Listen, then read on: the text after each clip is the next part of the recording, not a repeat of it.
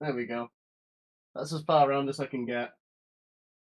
Oh, that's not good at all. You can just straight up see me. Wait. There we go. That might be better. There we go. There we go. I'm ready. I'm ready. I'm ready. I'm turned. I'm turned.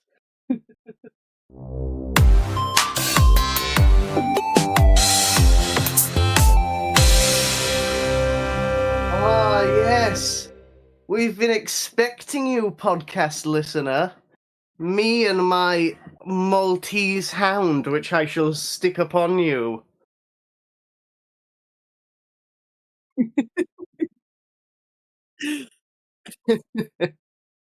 I got yeah.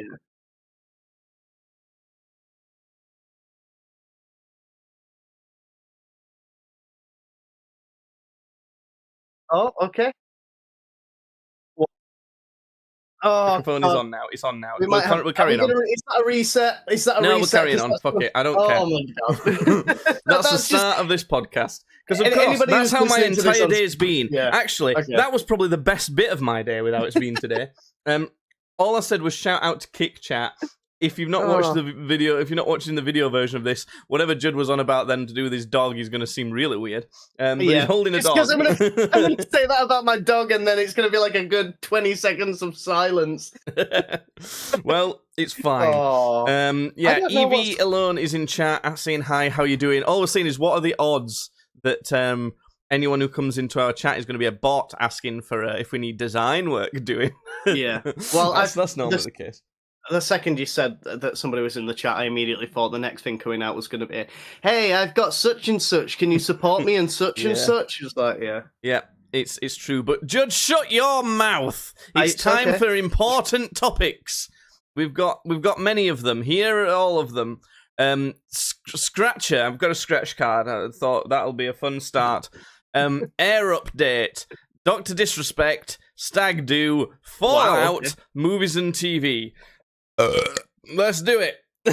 Here's my scratcher. Okay, so we're playing for 100,000 buckaroos here. You might get 20, maybe if you're lucky. I think I've got to match. Yeah, I've got to match 3 of the same number to win. This is riveting. First row. This is riveting content for podcast listeners. This we've got 100,000, 1,020 so far. Okay, right. Okay. Need to match 2 more of each of those. Ollie, do you hear that? We've got 100,000, 1,020, a 10, mm-hmm, and a 5. Okay, those are all no more matches. We haven't seen any of them yet, baby. So that dog is a devil. I don't know why it's been so nice to you. I think it's one, probably because it's hot, so she's like tired out. Oh yeah. 2, it's like this isn't where she usually stays. She usually stays with his mum, so I think she gets a bit clingy when like she's like here for the first couple of days. She's usually not bothered after like day 2 or 3. And number 3 is that I think she loves me. I think she just loves me. I think she's a big baby. Anyway, we've got another 5, Judd. We've got another 5. Oh shit! They only need 1 more 5. We've got 100. Not seen that yet. So the only thing I can get here to win is a 5. It's a 5. Nice. It is 20. Great. So there's 2 more games on this particular scratch card. I have to just find a sack to win. Just the wind. Yeah. First, we've got a whistle. Okay. We've got a bank. Okay. Last one. Gold bars. Okay. So we didn't win that one.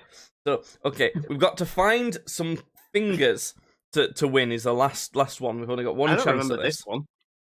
It's like the lottery icon. You know the logo? Oh, yeah. Okay. Will I get fingered?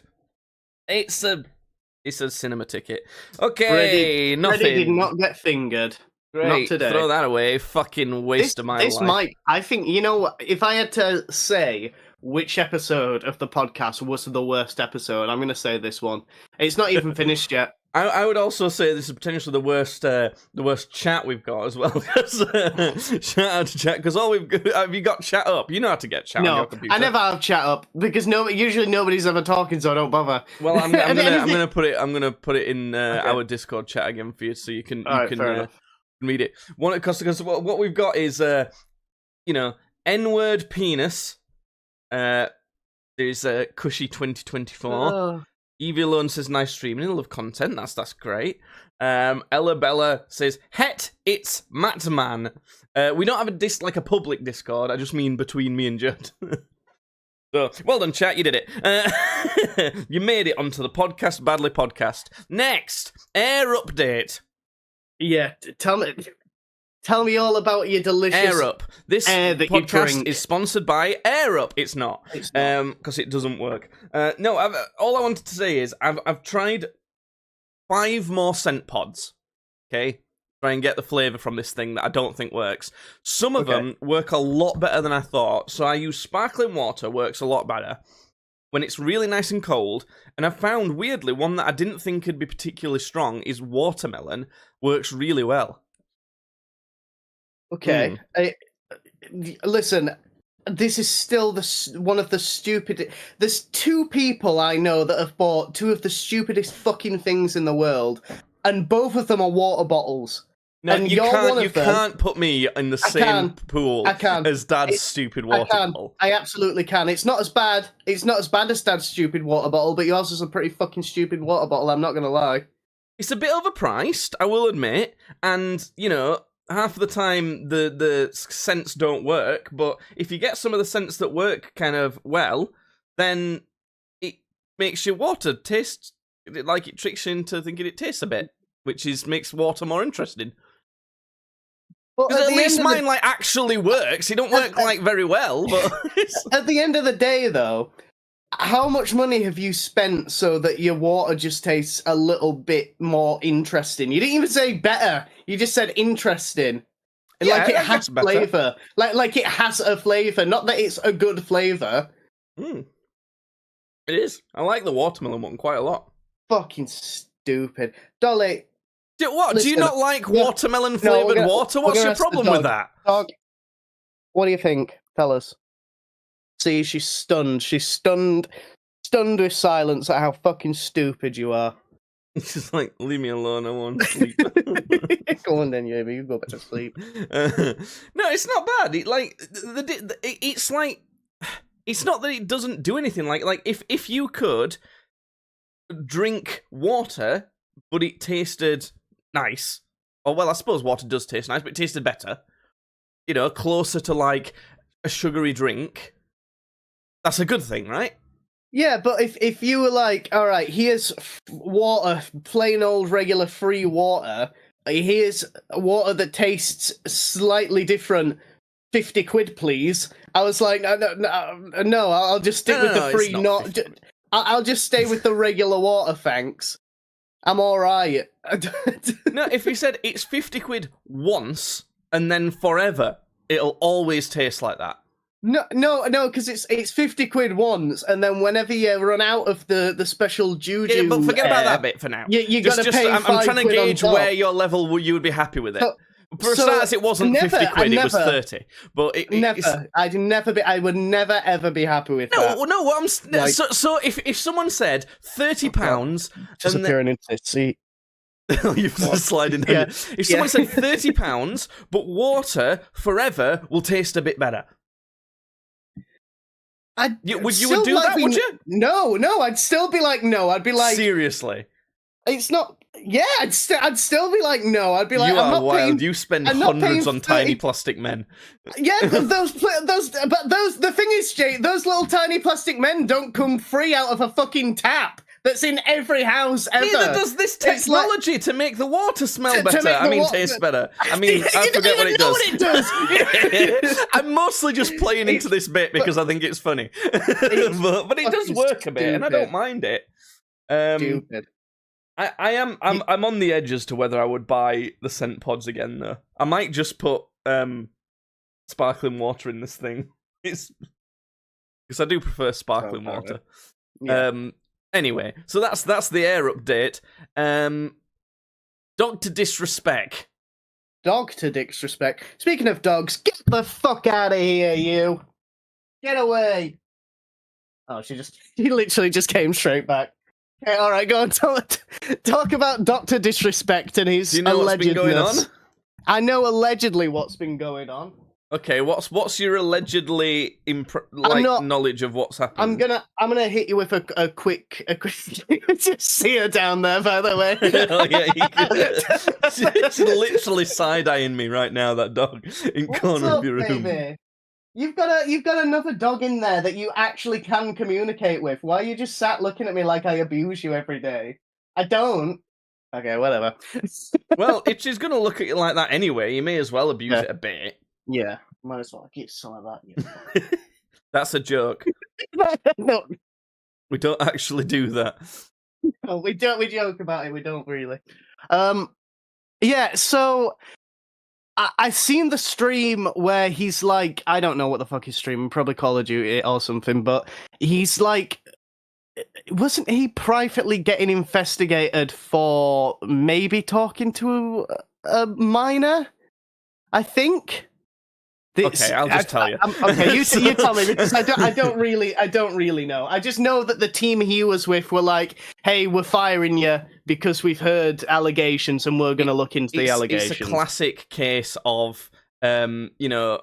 Have you seen that meme where there's this guy? This guy did a TikTok or something in there, and he's like saying, "Oh man, you know, you put in all the effort, and your channel's finally blown up, and you've got all this social media success. Like, what are you gonna do to celebrate and everything?" And then it cuts to like the guy who's talking to. He's gone, "You know what?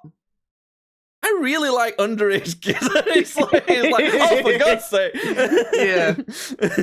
So it's totally one of those type of scenarios where where someone's been outed for, you know, even if it's any level, even if it's just a possibility of non-sin, all their sponsors and partnerships just drop them straight away. Gone. Yeah. It's been one of those. The thing is, it's like, the reason why I thought this would be interesting to talk about is it's kind of like a, is this justified type scenario? Because it's a more interesting one. Because a lot of the time, either it's like, oh, they really probably did it, or actually, this is just, allegedly. Like, there's no proof here at all. But in every scenario, they always just get fucking cast to the wayside. So normally it's one of those two. This one's like a lot more in the middle, but kind of leaning towards maybe probably did something. Okay. So what happened is, obviously, Dr. Disrespect got banned from Twitch completely, permanently, and it was kind of seemed like an overreaction on Twitch's part. And initially, I think it was to do with him going into he was streaming at TwitchCon, I believe, and he went into a bathroom and had like the camera still on.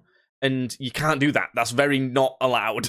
Okay. And he weren't like planning on filming anyone's dicks or anything weird like that. But, you know, it was just like, he'd just not thought about it. He was being followed around by a camera and didn't think about it or something like that. So that was kind of the initial banning, I think. I very much could get this wrong, by the way. I'm just kind of going on what small bits I've seen. But then like a permaban for that seemed crazy. Yeah, but especially people have Dr. Disrespect, because it's like, this isn't some dude that's like done this by accident on. I mean, he's done it by accident, but you know, he's a name, isn't he? He's quite a bit of a name for Twitch. Yeah, he's been one of the biggest streamers for ages. Yeah. So I remember at one point, I think it was Speed. iShowSpeed was streaming at a convention like this, and he almost accidentally did the same thing. And went into a toilet with someone filming him. Yeah. And some other streamer, it might have been like Hassan or something like that, right? Went, whoa, whoa, whoa. And like stopped the camera guy and went, whoa, whoa, whoa. And basically saved his career or something like that. Because of the same result. So anyway, basically what happened is Dr. Disrespect got signed to YouTube exclusively, streamed to YouTube instead. Yeah. I think. Pretty sure it was YouTube.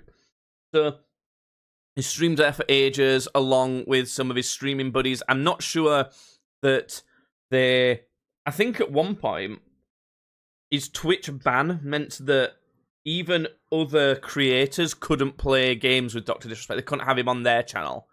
Wild. So, you know, like Tim the Tatman. Have you heard of him? And Nick Merckx is another one as well. Nick Merckx was on Twitch at the time, so Nick Merckx and Tim the Tatman, it took ages before kind of that part of his ban expired, and eventually they were allowed to play with him again. Yeah. So there were all of that, and yeah, all sorts. So, I don't know how people didn't kind of investigate this further, or how it was covered up so much earlier on, because, like, it's such a weirdly extreme ban for such a big person that, like, everyone seemed to just kind of brush over. And I guess maybe they just figured, oh, well, he just got a better deal from YouTube anyway. So, it's something so, like, small, really, isn't it, as well, when you think about it? Because it's not like a permanent ban for such a big name because he was cheating or because he was actually being a piece of shit. It was just like, oh, look, I'm in the toilets. I'm a goober in the toilets, and then Twitch were like, gone forever. So anyway, what's happened is an employee's left or been fired from Twitch or something, and essentially heavily hinted that actually the reason Dr. Disrespect was banned, or at least banned so heavily, was because he was essentially sending inappropriate messages to a minor. Okay. By minor, they're talking 17. Yeah, that's still bad though, especially because I think the guy's married with kids. So, like, you know, so that's not a good look. But for a start, like, I know this is going to be a controversial, weird thing to say, but there is levels to this. Like, a 17-year-old isn't the same as, like, a 13-year-old, is it? It's not, but it's still fucking weird and gross. And like I say, especially because the guy, I'm pretty sure the guy's married. I think he's married, isn't he? Yeah, but you got to forget about that bit for now. I don't want to forget about that. That's one of the biggest bits for me. No, but that's not important in the context of what's happening. It's like saying, oh, you know, this mass murderer, you know, he stepped on a snail yesterday. That's not like that, Jake. Who fucking cares? That's not important. As you're getting older, you're like, I almost fucking called it algorithms. You're fucking. Oh, I can't say it because I've completely forgot the word for it. I think analogies is what you mean. Analogies. You can't say shit because you don't even know the word for analogies. I can't because I've got holes in my brain, so I just forget words. Need to do? Speak no good. I do a really obvious, easy thing to try and help people understand what I'm talking about because everyone's a fucking idiot. So what I do is I try and make a point that's really exaggerated and obvious for effect, and everyone's like, "Oh, that's not same." I'm pissed. I'm actually really pissed off. Because they're correct. No, it's fucking not! Listen, it's not right. Like, honestly, that really fucking pisses me off. I'm genuinely fucking pissed off. It's insane. I'm not trying to say that it's the same fucking scale. I never fucking said that. What I said is it's the same type of scenario, but a different level. And the whole reason I'm using the different level is to make it really obvious. How can you not fucking get that? That's so real. I don't understand. It blows my mind. I've had a really bad day. Because the reason why it's not applicable is because stepping on a snail or slug doesn't negatively affect a man's persona, whereas cheating on your wife does. That's not the point. The point is cheating on your wife in the context of what's happening is not important. It's not a big part of it. I think that's pretty obvious from the analogy I was trying to give. I just think you're wrong, though. I do think it is important. It's not. You don't know what's happened. How can you say that that's an important part of it when you've not heard? When you don't know what's happened? Well, because you said he's been talking to maybe a 17-year-old girl, so it's like you say, it's not a huge thing. Like he's not diddled a 12-year-old. Okay, so then what's happened is police have investigated him, and he had 30 kids dead in his basement. Okay. See, now, if this was the case, then it wouldn't be relevant. So why didn't you just shut the fuck up and listen to what I'm about to say for the rest of it? Because I know that's not true. It's the thing, because you would have started off Could have been. You don't know what's happened, do you? Has murdered 30 children. I also think I would have heard about that. If that actually would have happened, I wouldn't have started with that, by the way. I'd have saved it for dramatic effect, because I would have wanted to tell the story better. I would have heard. I would have heard about it. I would have gone. Why don't you talk about the bit where he murdered 30 kids? Point being, I'm trying to fucking get a story out in the context. In which case, him having a wife and kids isn't really an important part of it yet. But sure, we can get to that eventually. But just hold on. But so anyway, it's like the weird thing is when it comes to that sort of thing. He's talking to a 17-year-old. Now, whether it's inappropriate or not is actually already up for the debate because we've not seen any of the messages. We don't know what he said. There's been nothing illegal's happened. Not sent any pictures, nothing like that. So, it's like, this is where it kind of gets slightly murkier to me in that, for example, I don't know the laws massively in our country, but the age of consent is 16, not 18. So 17 isn't a minor. I think when it comes to exchanging sexually explicit images, you still have to be 18. But point being, age of consent in other countries, America is kind of... It's not uncommon for it to be 18, but it's higher than like a notable amount of countries. So for someone to make like... Maybe, let's say we're making... jokes with his 17... We don't even know if they were male or female or what. Let's say you're making jokes with this 17-year-old and they were like sexually suggestive jokes. Like, okay. I don't know, the punchline is, and then I'll fuck you in the ass or something. Yeah, now see that is too much. If you would have said it's a sexually suggestive joke, but the punchline isn't anything to do with like the underage party, then I would have been like, okay. Oh, and then I'll fuck my wife in the ass then. Is that makes a big difference? Yeah, of course it makes a big difference, because the difference is that he's saying, well, one there he's saying I'm going to have consensual anal sex with my wife, who is of age, as opposed to I'm going to even if it was consensual sex with someone who's underage. Yeah, that makes a huge difference. Like, but he's not. But if it's a joke, then he's not actually suggesting that he's going to do that. I think somebody needs to check your messages to say you've been talking to children. It's not. No, you just don't say anything. So when Jimmy Carr's on stage and he says, "Oh, I've fucked loads of kids," but he's not joking. He's not joking with a child in a private setting. Is the thing. If he would have said that, if he would have said just that to like just the kids backstage, that is big nonce activity, and he needs his hard drive checking. But if he's saying that to like a crowd of people that have come for his show to hear him tell risque jokes, then that's all right. I think what the problem here is, it's like. There was a guy, a Mexican comedian, not too long ago, who he does like risque jokes and stuff and whatever on stage, and that's fine. But then, fucking smack a head on the bottom of my chair. Get out of here, you damn weasel! You're fucking interrupting story time, you bitch. Anyway, yeah, so this Mexican comedian, he does risque jokes on stage, whatever. This Mexican politician, who's like more right-leaning, posted a picture of his family on Facebook, which included him and his like little infant baby. This comedian commented underneath saying, "Oh, your little baby's gonna be sucking on big black cock when he's older, and there's nothing you can do about it." It's like... That is over a line, because the guy's job is to do that shit on stage, right? To like a paying audience that's come to see it. Even if I even think if that guy would have told that joke in a different way on stage, he could have gotten away with that, because that's his job. He's essentially in the workspace doing his job.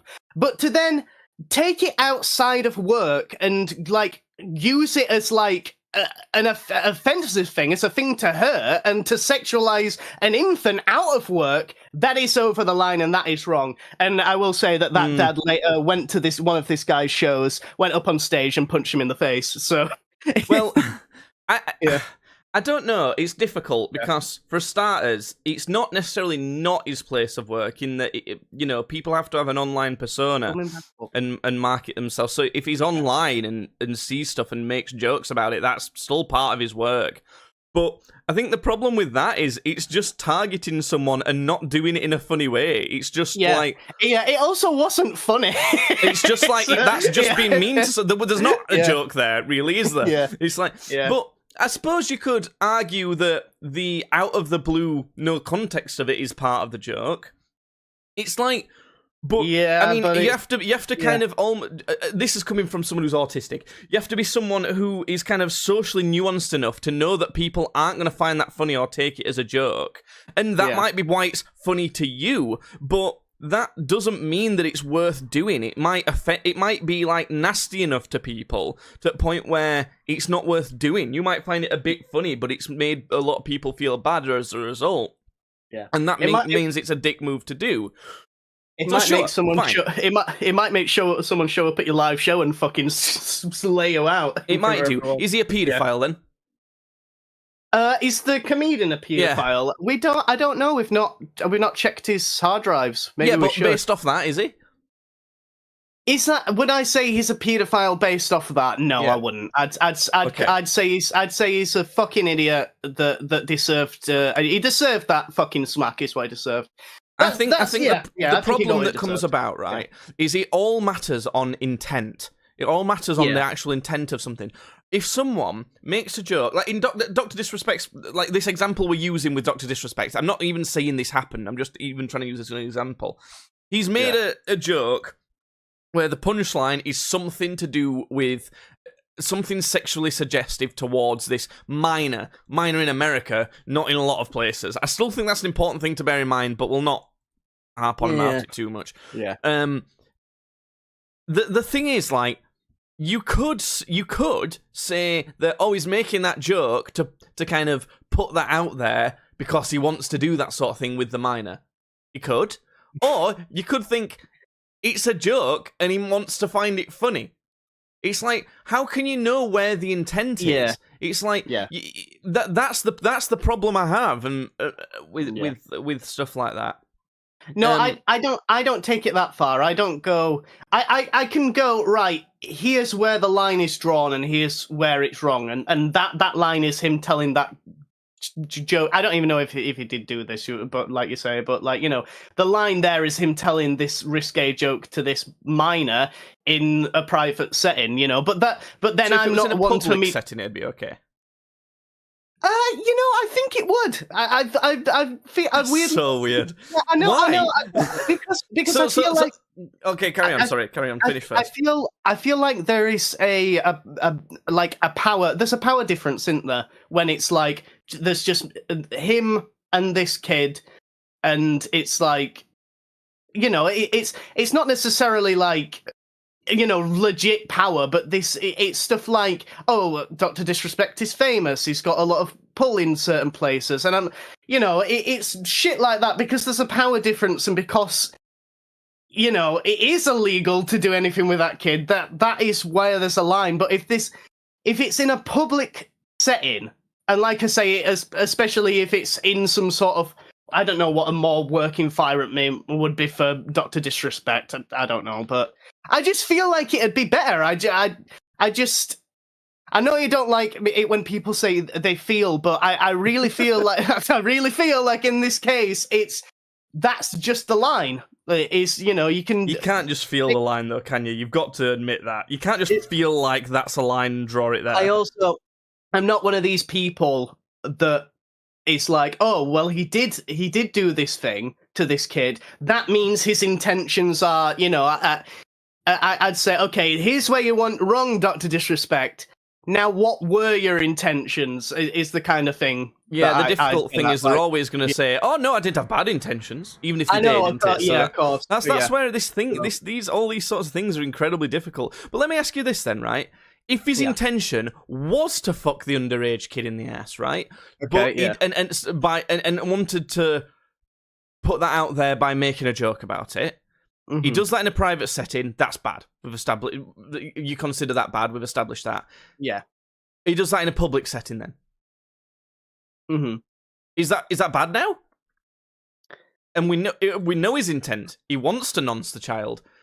Oh, so we know, we definitely know that he wants, like, we know for definite his intentions. We're that he in wants his to fuck with the brain. child. We're in his brain. Right, Just us. right, No one else. Just us. It's us. We're making him do it. No, we can see. We can see inside his brain, and we know that he actually does want that, and that's why he's floating it out there. But he's doing it in public instead.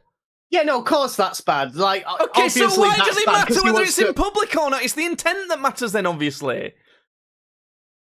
It's just, you can't be saying stuff like that to a kid in a private setting. Come on now. The reason you're probably right. I don't want to 100% say you're right, but I'm like 93% sure that that's a right thing to say. And here's why: is because it's not a stretch for people to then start thinking that your intent might be to nonce that child.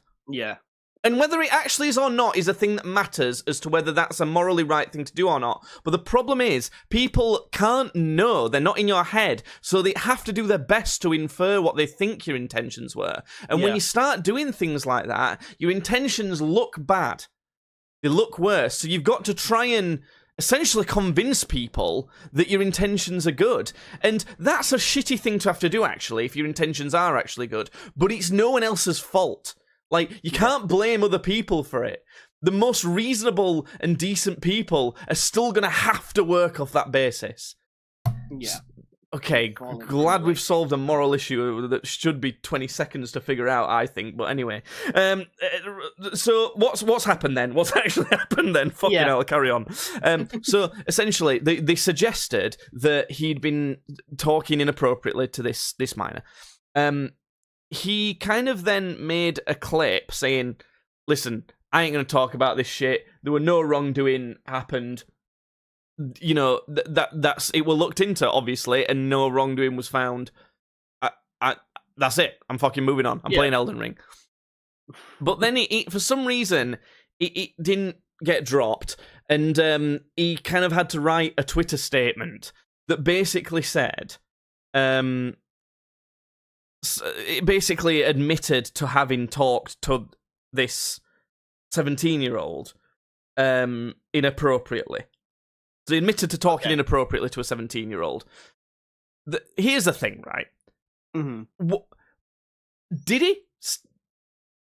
Did he talk inappropriately to him then? Because he said it, but that's the thing. That already is massively open to interpretation. Like, you could say, right, Grand Theft Auto is an 18-plus game, and you were talking to this 17-year-old about Grand Theft Auto, then not old enough to play that game, and that's inappropriate. That most people would consider that a stretch, that's inappropriate. Yeah. But not everyone would. Like, he might have been saying, oh, my mate, he's got like a devil tattoo on him. He's really into the devil. Some really Christian people would be saying, you're talking to my son about the devil. That is not appropriate. People have massively, wildly different views as to what's inappropriate or what's not. Some people, some really liberal parents think, he's 17, he knows what sex is. Fucking joke about having, slapping him with your balls. Who cares? People have such a different interpretation as to what's an inappropriate thing to talk to different ages about. So that's the thing. So was he? Was he talking inappropriately? Because here's the thing. We don't know what's been said at all. That would help most people to decide. But even if we knew exactly what had been said, we can't say whether they were talking inappropriately to a minor or not, because everyone's opinion on that is going to be insanely different. Now, having said that, is there going to be an average, even though there's going to be wild swings? Very probably.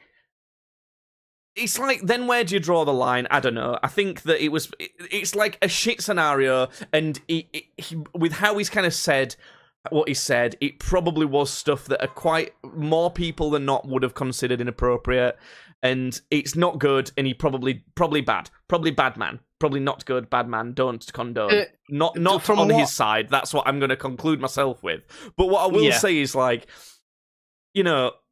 really, we don't know if anything bad's happened at all. It's just kind of like I probably would consider it bad if I knew what had been said, maybe. But I'm having a look here about what's been posted about the whole thing, and the TLDR seems to be that he has put out a statement about it, but he actually doesn't disavow or like say anything against him sexting a minor. I think he pretty much says he did, but not strongly. I think he downplays it more than anything. And he seems to be, I don't know, he seems to be victimizing himself at the end with, they want me to disappear? Yeah, fucking right. Yeah, like, dude, you're not a fucking Call of Duty character. He's had two different statements. That's the first one. He talked about it again. He thought he was fucking dropping fire with that. He thought there were explosions and shit behind him. It's like, yeah, I talked to a 17-year-old. You want to get rid of me? Good luck, Makarov. Here's what I find odd about things, though, and you might have, a lot of people might agree with you on the public thing. So, the Pro Apex player that I follow he's 28, I think. He has been on a team with a guy. I don't know if he's 18 now, but he's been 17 for a while he's been teaming with him. Now, inappropriate jokes have come up, like, boys playing video games and that. And the underage kid's been present and, and it's like, so should he be cancelled? I don't, what I mean? Probably not, but fucking, I don't know. Yeah. I mean, from what I'm seeing, it looks like the guy might have been a bit creepy. We a 17-year-old, which, to be honest, the worst thing about this is that it doesn't surprise me, and I think it doesn't surprise me because of his mustache. He's just got one of those mustaches, hasn't he? He surprises me a bit, to be honest, because I don't know. He came across as someone that were a bit more kind of hardworking and had a bit more integrity. I think that were almost part of his like tough guy brand. Like those sort of tough guys would have integrity and stuff, but pedophiles come in all shapes and sizes, Jake. I mean, look at me. You. See, you made that inappropriate joke, so now you've got to lose your job. You've got to be cancelled. No one's allowed to like it. You actually are a paedophile because you've made a joke about underage kids. That's fine. That feels partly like what's going on, except like he probably did do some stuff that was bad. He probably did do like, something. That's what's really. Do you know? Did you get what I was on about at the start? Yeah. Like, it's a really weird blend of like accusation that's gone on. Yeah, because if it was it's just about enough to be like, ooh, yeah, he probably is bad. If it was any less, it'd be like he's probably being treated a bit unfairly. But it's just enough to be like, he probably just about deserves it. But yeah. Now listen, this might shock you a bit, but I've been scrolling through the comments on this to see what people think about what's going on. Somebody's actually just commented that they don't think he's a real doctor. He could be lying about his doctorate on top of all this. What the fuck? Don't worry, Judd. The Pro Apex player is 18 now. Just, I know you were concerned about that. Oh, are they? Okay, that's fine then. It's all legal. It's all washed away. It's all fine. Yeah, but he wasn't when they went anyway. No,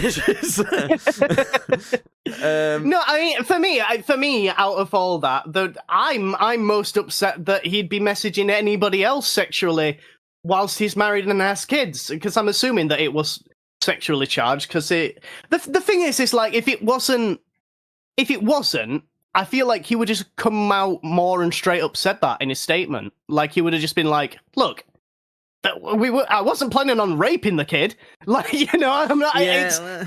It's I just feel like he would have been like more like, "This is stupid." Like come on.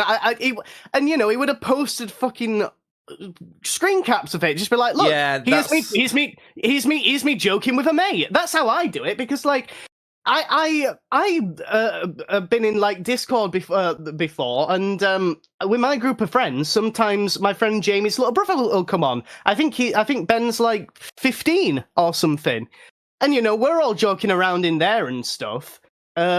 Maybe I've made a sexually charged joke while he's been in the Discord, maybe I've done that, but the thing is, if then people came out and were like, "Oh, nonce, you're noncing," I'd be able to go, "No, wait here a second. Here's the receipts that I'm not a big nonce and that I'm just talking to this person as I would another that friend." You've been making inappropriate jokes in a private space while a minor's been present. Yeah, so isn't that almost exactly the same scenario? Well, no, because the thing is, I'd come out and basically show, look. I've said naughty jokes in front of a kid, but that's the beginning and end of it. Like, I'd be able to back that up. Yeah, but that's the beginning and end of this scenario. He's not done anything with this 17-year-old at all. He's not exchanged any sexually explicit pictures. It's been like sexually suggestive talk at most. That's the most it could be. Okay, so it is sexy talk though, isn't it? That's the thing as well. He's not saying, "Oh, there's been no sexy talk with this child." He's just been going. I find it weird calling him a child. They're 17. It's like they could have been 17 and 11 months old, and 1 month later there'd be no problem. It's just all weird, man. It's the only takeaway from all of this is people are too like weirdly strict and judging sometimes, but also like we can't do nothing about things like this. But it's all super complicated and hard to know what's the right thing to do. So maybe give people a break sometimes, depending. These were casual, mutual conversations that sometimes lean too much in the direction of being inappropriate. This sounds like a man who has definitely done something wrong and is now trying to like go, "Oh, no, it wasn't that bad." I don't know, to me, it sounds like, because that's not been disputed at all. Like, that's been pretty much like, everyone's been, anyone involved has not been like, "No, these were worse than that's coming across." They've all just like, let that be fine. Like, they're like happy for that to be the narrative. So I'm inclined to believe it was. It sounds like to me, right? Can you imagine if we were I don't know, playing some games now, playing fucking Overwatch, I don't know why. And I don't know, there were another lad there who's 20 playing, and there were a girl who's 17 playing with us. We're all just friends playing along, and like and I go, "Fucking hell, that character's nearly got as big tits as so and so." You know, the girl who's playing with us. Like, it feels like that might be the level we could be talking about. And how bad is that? I'd say that's really bad. Is it? That's really bad, because then that's because that's you sexualizing a real person that we're there with, and especially if like not in person. We're like across Discord or something. No. Like, if they're there playing with us, then that's in person, basically. No. Like, what I'm saying, that's not the scenario. I mean, across Discord. Yeah. Yeah, and if you're like, "Hey, look at her tits," they're like, "Your tits." That's wrong. You can't do that. This is another problem that people have. It's a massive problem with humans. I say that like I'm not one, but it's not a problem with me. I don't work like this. They communicate based off feeling and what they feel like's been said. I didn't say that. What I said was that character's breasts are almost as big as this human's breasts. I've not said, "Let's all now go and have a look at them." That's not what I said. You know? What you've done is you've felt like that's what I wanted people to take. But that's not what's been said, which is a really important thing to bear in mind. I think what this whole episode needs to be titled is "Jake is autistic and cannot understand basic human interactions." Judd, I can understand it more than anyone else fucking can. What I can say is, it's shit. I understand it. I know what's fucking happening. What I'm saying is, that's bad. People should not communicate like that. It doesn't work well. Jake sees May's tits. "Whoa, your tits are just like May's tits." What are you upset? What's going on? I didn't say. I understand why. I think it's silly. But so I now also my opinion on saying something like that in that scenario is that is bad. You shouldn't. It's probably not a particularly nice thing to say. It also depends on more context than that. Like, how long have you known that person? Do you know that they're particularly comfortable with stuff like that? Yeah. You know, if you're a month older than them and they happen to be a minor at that point, how much does that make a difference? There's so many things that can make a difference. It's just it's hard. Do you know when you have a take and everybody else in the world says, no, Jake, that's wrong? do you not think to stop a second and go, hold on, wait a second? No, because you have to prove that something's right or wrong. You can't just go, that's wrong. I think we found the common denominator. Do you know at one point, everyone in the world fucking thought the Earth was flat? They thought that the Earth was the centre of the universe. It's ridiculous. You can't just say because something is the mass opinion that it's right then. It's literally a fucking opinion. And you can prove people's opinions wrong as well if it's just factually incorrect. And a lot of people who've been in the minority of opinions throughout history have done that quite consistently. Not you, not you, though, yeah. Yeah, not you. I totally have, all the time. Just no one wants to listen to me. No. But you get, the whole point is that Dr. Disrespect quite probably did bad thing, but also there's a lot of nuance to a lot of scenarios. Be careful in judging people and in saying shit. A lot of nuance, more like a lot of nonsense. Because he's a fucking dirty nonce.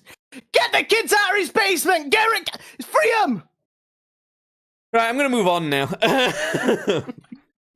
Do you not? Do you know when you see stuff like this though, and I like start kind of getting worked up about how people react to stuff and how kind of unpredictable and ridiculous it is? Do you not think, fucking hell, what if someone eventually finds something that I've sent that was completely innocent or something, but then I just get fucked because of it?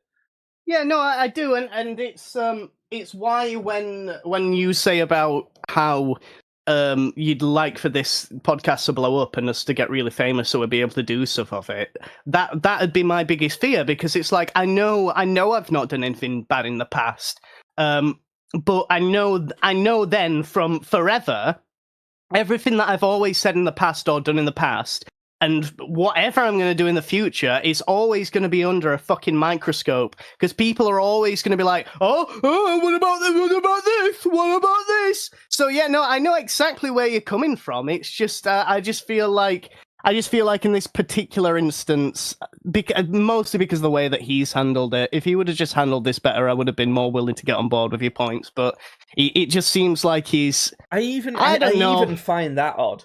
It's like, why does the way someone's handled it matter? Why doesn't what you actually think's happened matter? Because the way he's handled it makes me think something else. Like if I feel like he would have come out and he would have been like, if he would have been like, oh, this, you know, I would have been like, okay, all right, fair enough. That's true. Yeah. Because I do think the same as well. Because and the main thing is like release the fucking receipts then. Yeah, release them. It's like release the kids. It can only if he's not gonna. It's the kind of whole scenario of like it can only if it is as kind of breezy as they say, it can only help, or it can be worse. That's the only scenario you wouldn't release him, is that it's worse than it would make things even worse. So anyway, fucking all we have to do is just live in constant fear of it and try and forget about it. Or you could just not message underage people. You could fine. I'll block my sister, right? I'll block all my relatives. I'll block anyone, right?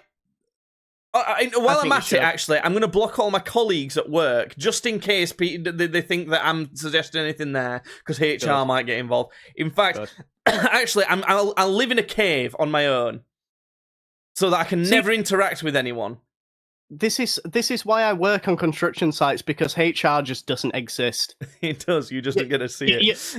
You open up the room the door that says HR on it. It's just a brick hanging from a ceiling with like a chair in a corner or something. And then I love that. I'm imagining that happening, and then it cuts to a court scene where the brick's testifying against you. If I fucked off and lived as a hermit in a cave and just starved to death, people are like, oh, cave nonce. They would, yeah, they would. He's inside that cave. That cave's only existed for 3 years. Yeah. Yeah, that cave formed after the earthquake back in fucking 2008. It's not even old enough to drink, you... Honestly. Speaking of drinking, right? This is gonna be a long one, by the way. We're in for the long haul here. I went on a stag do recently, Judd. Okay, yeah, you did, yeah. Have you been on a stag do? You done one of them at all? I don't think I have, actually. I don't think I've ever been on a stag do. No. Now, this raised a bit of a concern for me because this stag do was run really well. And I'm going to tell you all about it. You're not famous for your organisational skills. No. Typically, a best man organises a stag do. Yeah. Now, how do I get you to not organise my stag do? Well, no, I feel like the thing with me would be that I'd make all the unplannedness part of it. So I don't know what that necessarily entails. That doesn't sound great. I'd basically put us in a scenario where it's like, hey, look, anything could happen in this scenario, but whatever happens is gonna be fun. Like, I don't know what it'd be, but I'd put us in a scenario that'd be like that. Like I don't know. Maybe I'd take us to like a different country somewhere, and I'd hire people. No choice. Yeah. Take us. I'd take us somewhere to a different country, and I'd hire people in that country to like at random points, like try and hunt you down, like a manhunt. Oh, and they'd be just great. and they'd be like wearing like random shit. Like some of them would be dressed up as like bunnies. Some of them would be dressed up as like super. I don't know. I'd just like. And you think I'd just be like, bad? I'd just be like, oh, we're in Spain, okay. Spanish kidnappers. Spanish little people who do like costume parties for hire. You know, like handcuffs the stuff to him. Like I'd hire one of them, and just at some point in the night, he'd just come up and just like, "Hi, I'm with you for the whole night now. Fuck you!" And like shit. I do shit like that. I don't know. Maybe we're in Brazil. Why? That'd be part of the unplannedness of it all. I'd just like have a bunch of countries in like a jar that I'd shake up and then pull one out. I'm like, what's your budget for this? Because you have to pay for this shit. Yeah, but I would. This is make believe land in it, so. Well, so in reality, what's going to happen is we'll go to Barnsley Town Centre and you'll go, right, what now? To me, and I'll go, I don't know. No, in reality, I'll do the exact same thing. It's just all the places in the jar will be like. Fucking Birmingham the hedge down the road, you know, the local park, Barnsley bus station at night, Sheffield. Oh god. Anyway, I don't know. I'm tempted to hire the same guy,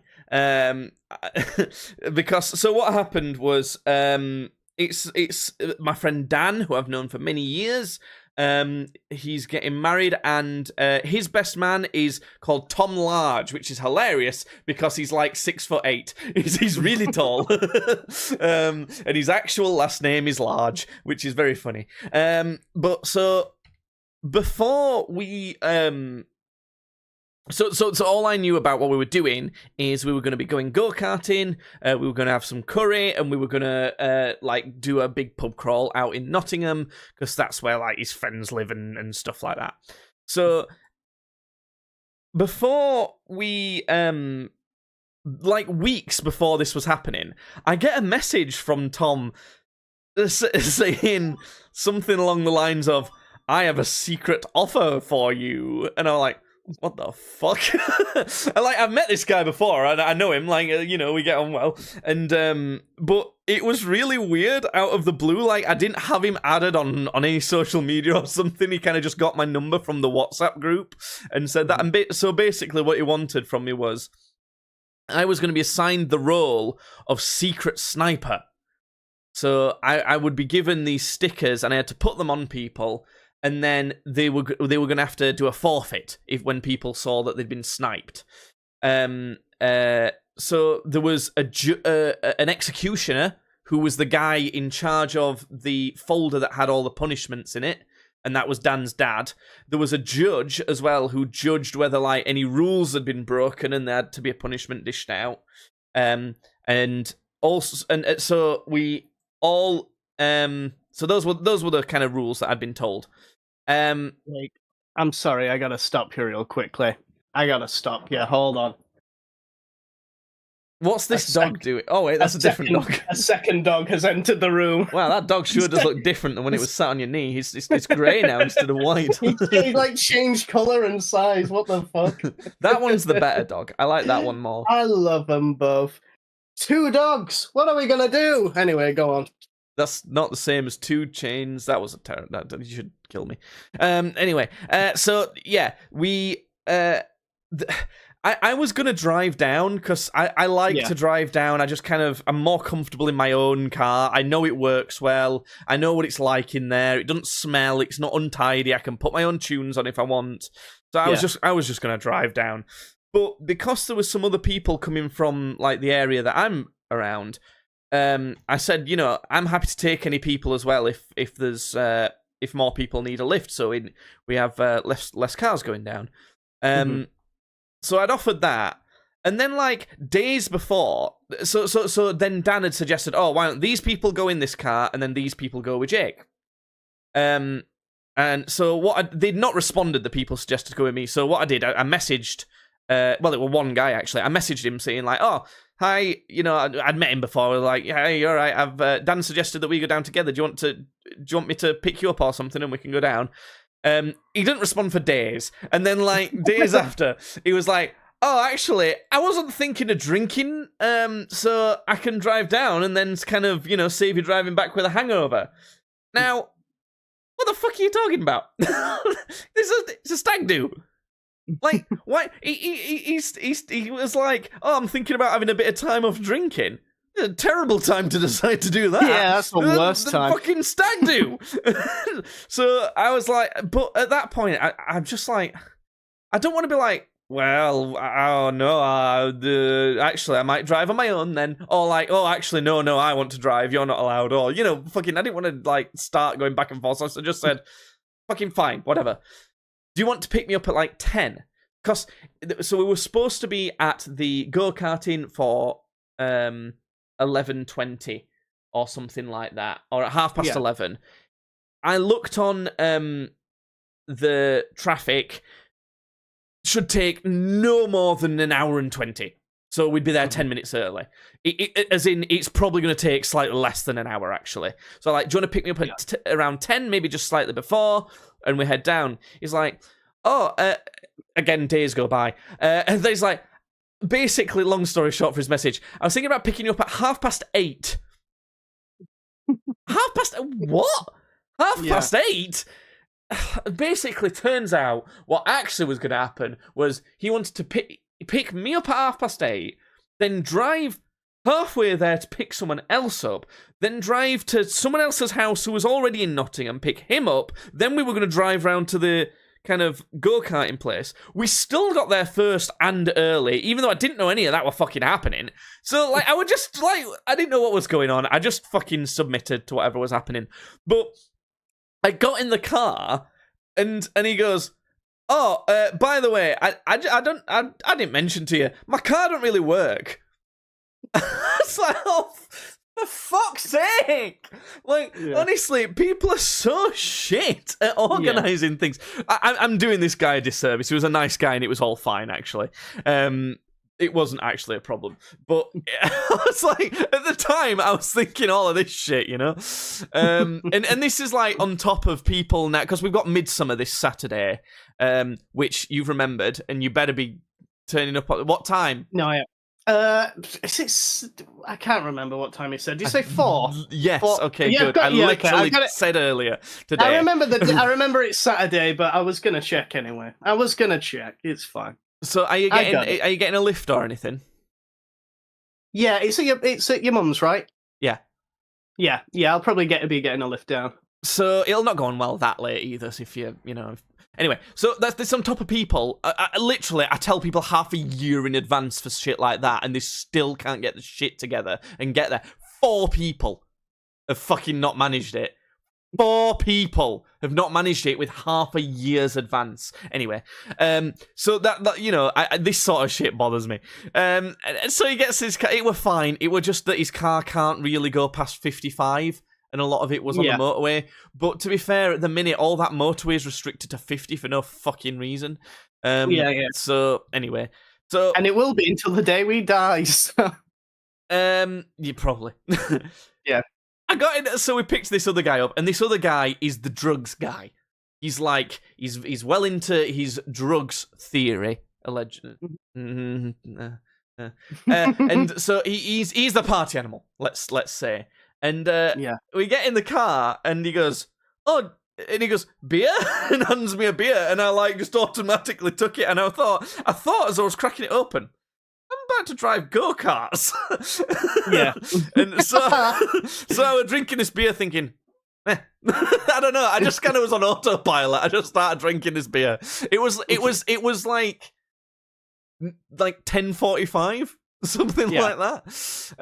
But it looked like a nice beer. So before we got to the go-karting, I ended up having, I think, 3 cans of beer, which you're very not allowed to do, actually.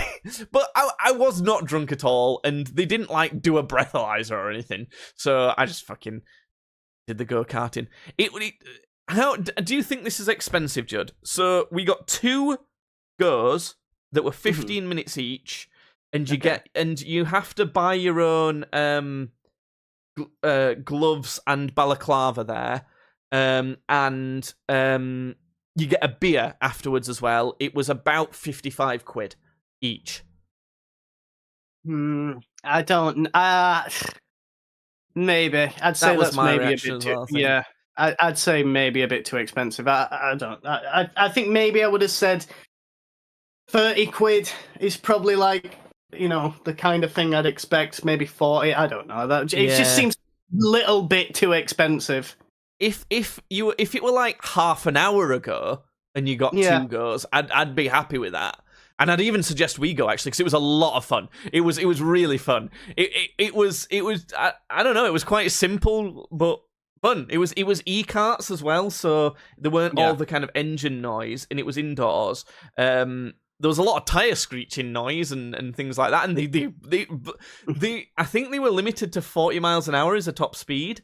But when you essentially sat on the floor, like they're really low down, going 40 miles an hour feels really quick. And I thought, right, so there were a lot of kind of talk about, you know, people who weigh less are probably going to do better. Because the carts are kind of so light and underpowered, but that's kind of the configuration. Weight will make a big difference. I'm not so sure, because I think those carts were limited. So I think they would easily get up to 40 quick anyway. But then they kind of were electronically stopped. I don't know. Anyway, I thought I wasn't going to do that well, because I've not really had much experience doing racing stuff. I've only played it in video games, and I just kind of like drive my car and that. I did okay. I did pretty good. No one overtook me, and I overtook like 7 people. There was like a group of like, I don't know, 15 of us. So I did pretty fucking good. But, and here's my autistic complaint again that you're going to find me ridiculous for.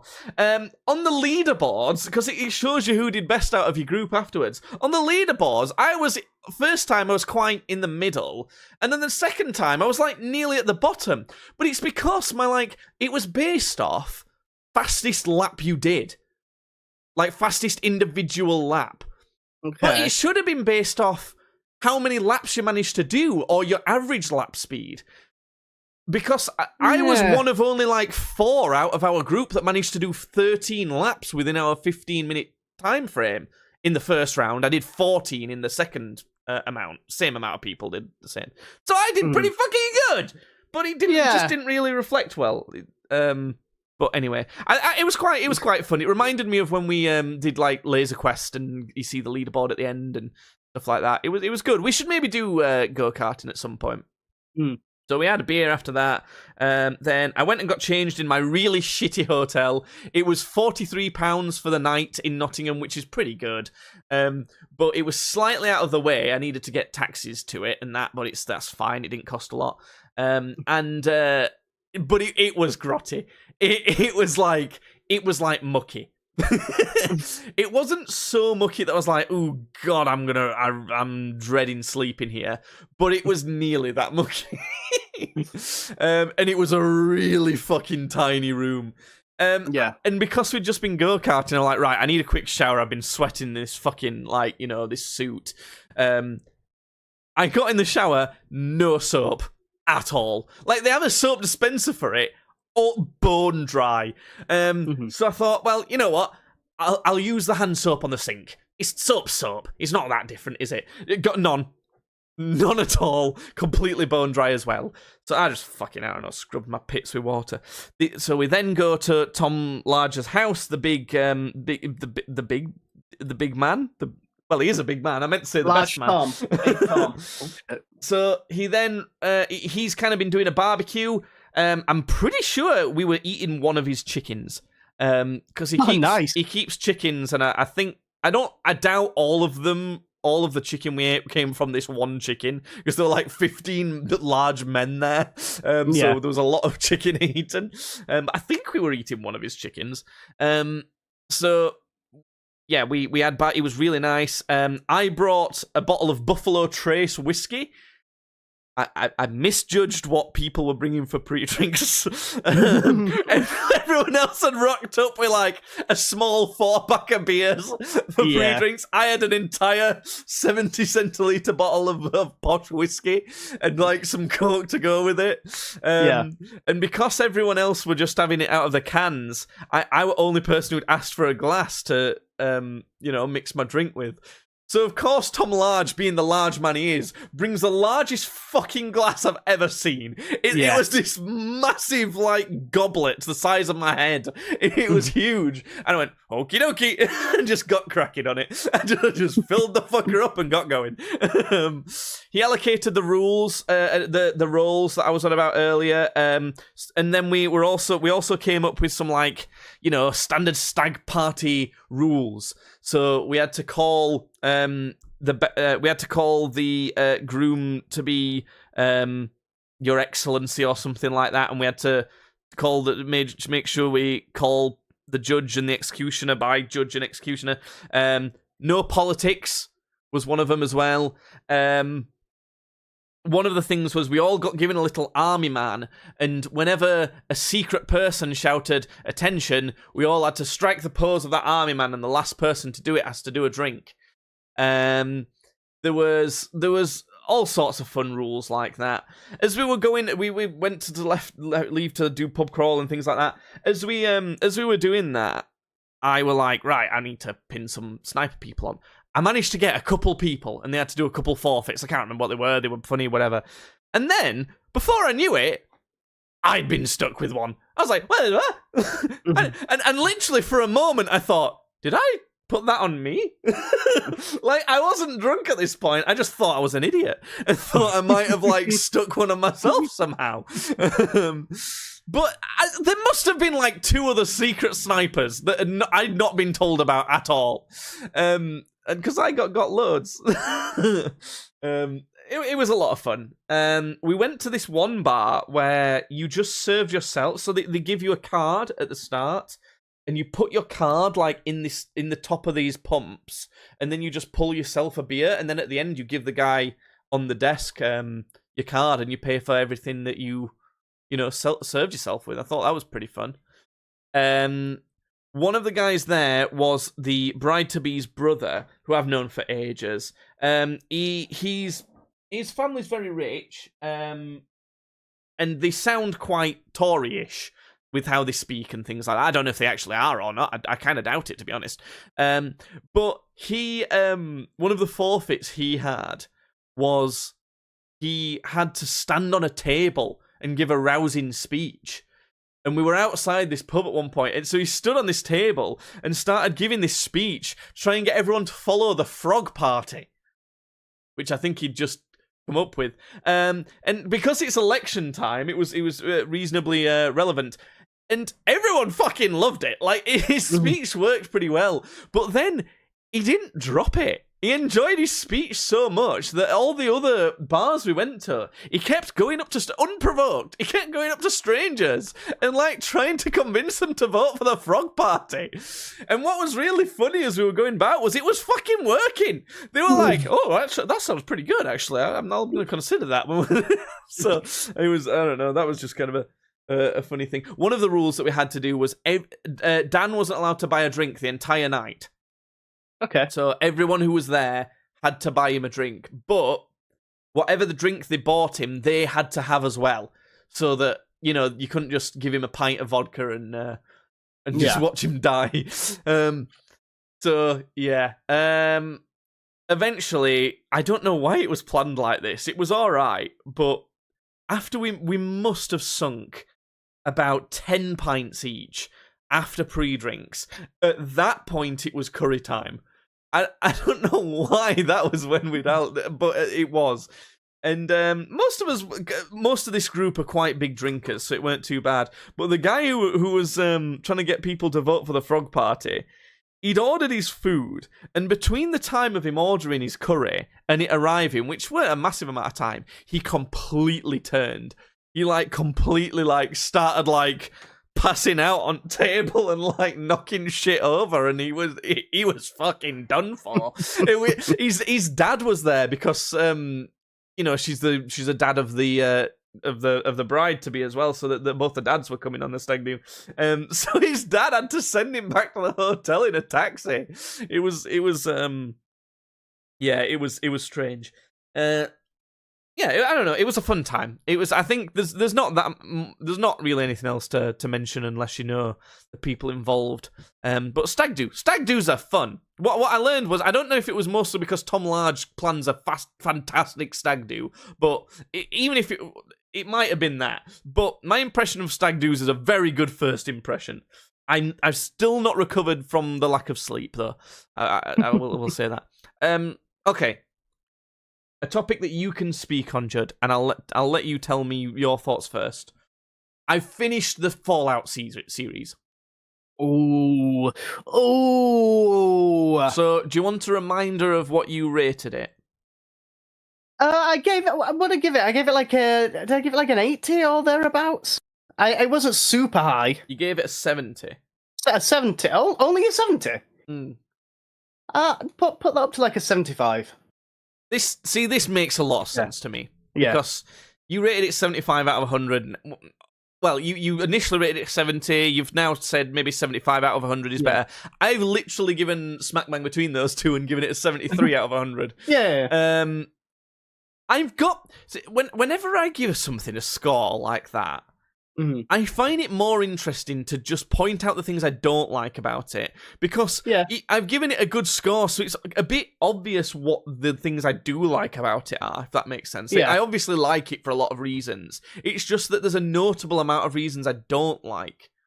They're obviously outweighed, but they're still notable. What's your general thoughts on it? What would you say about it? So I'm first of all, I'm really happy with what they did with Fallout. That was my biggest takeaway from it, was that I really feel like this is a team that respects the Fallout story and the lore and the aesthetic.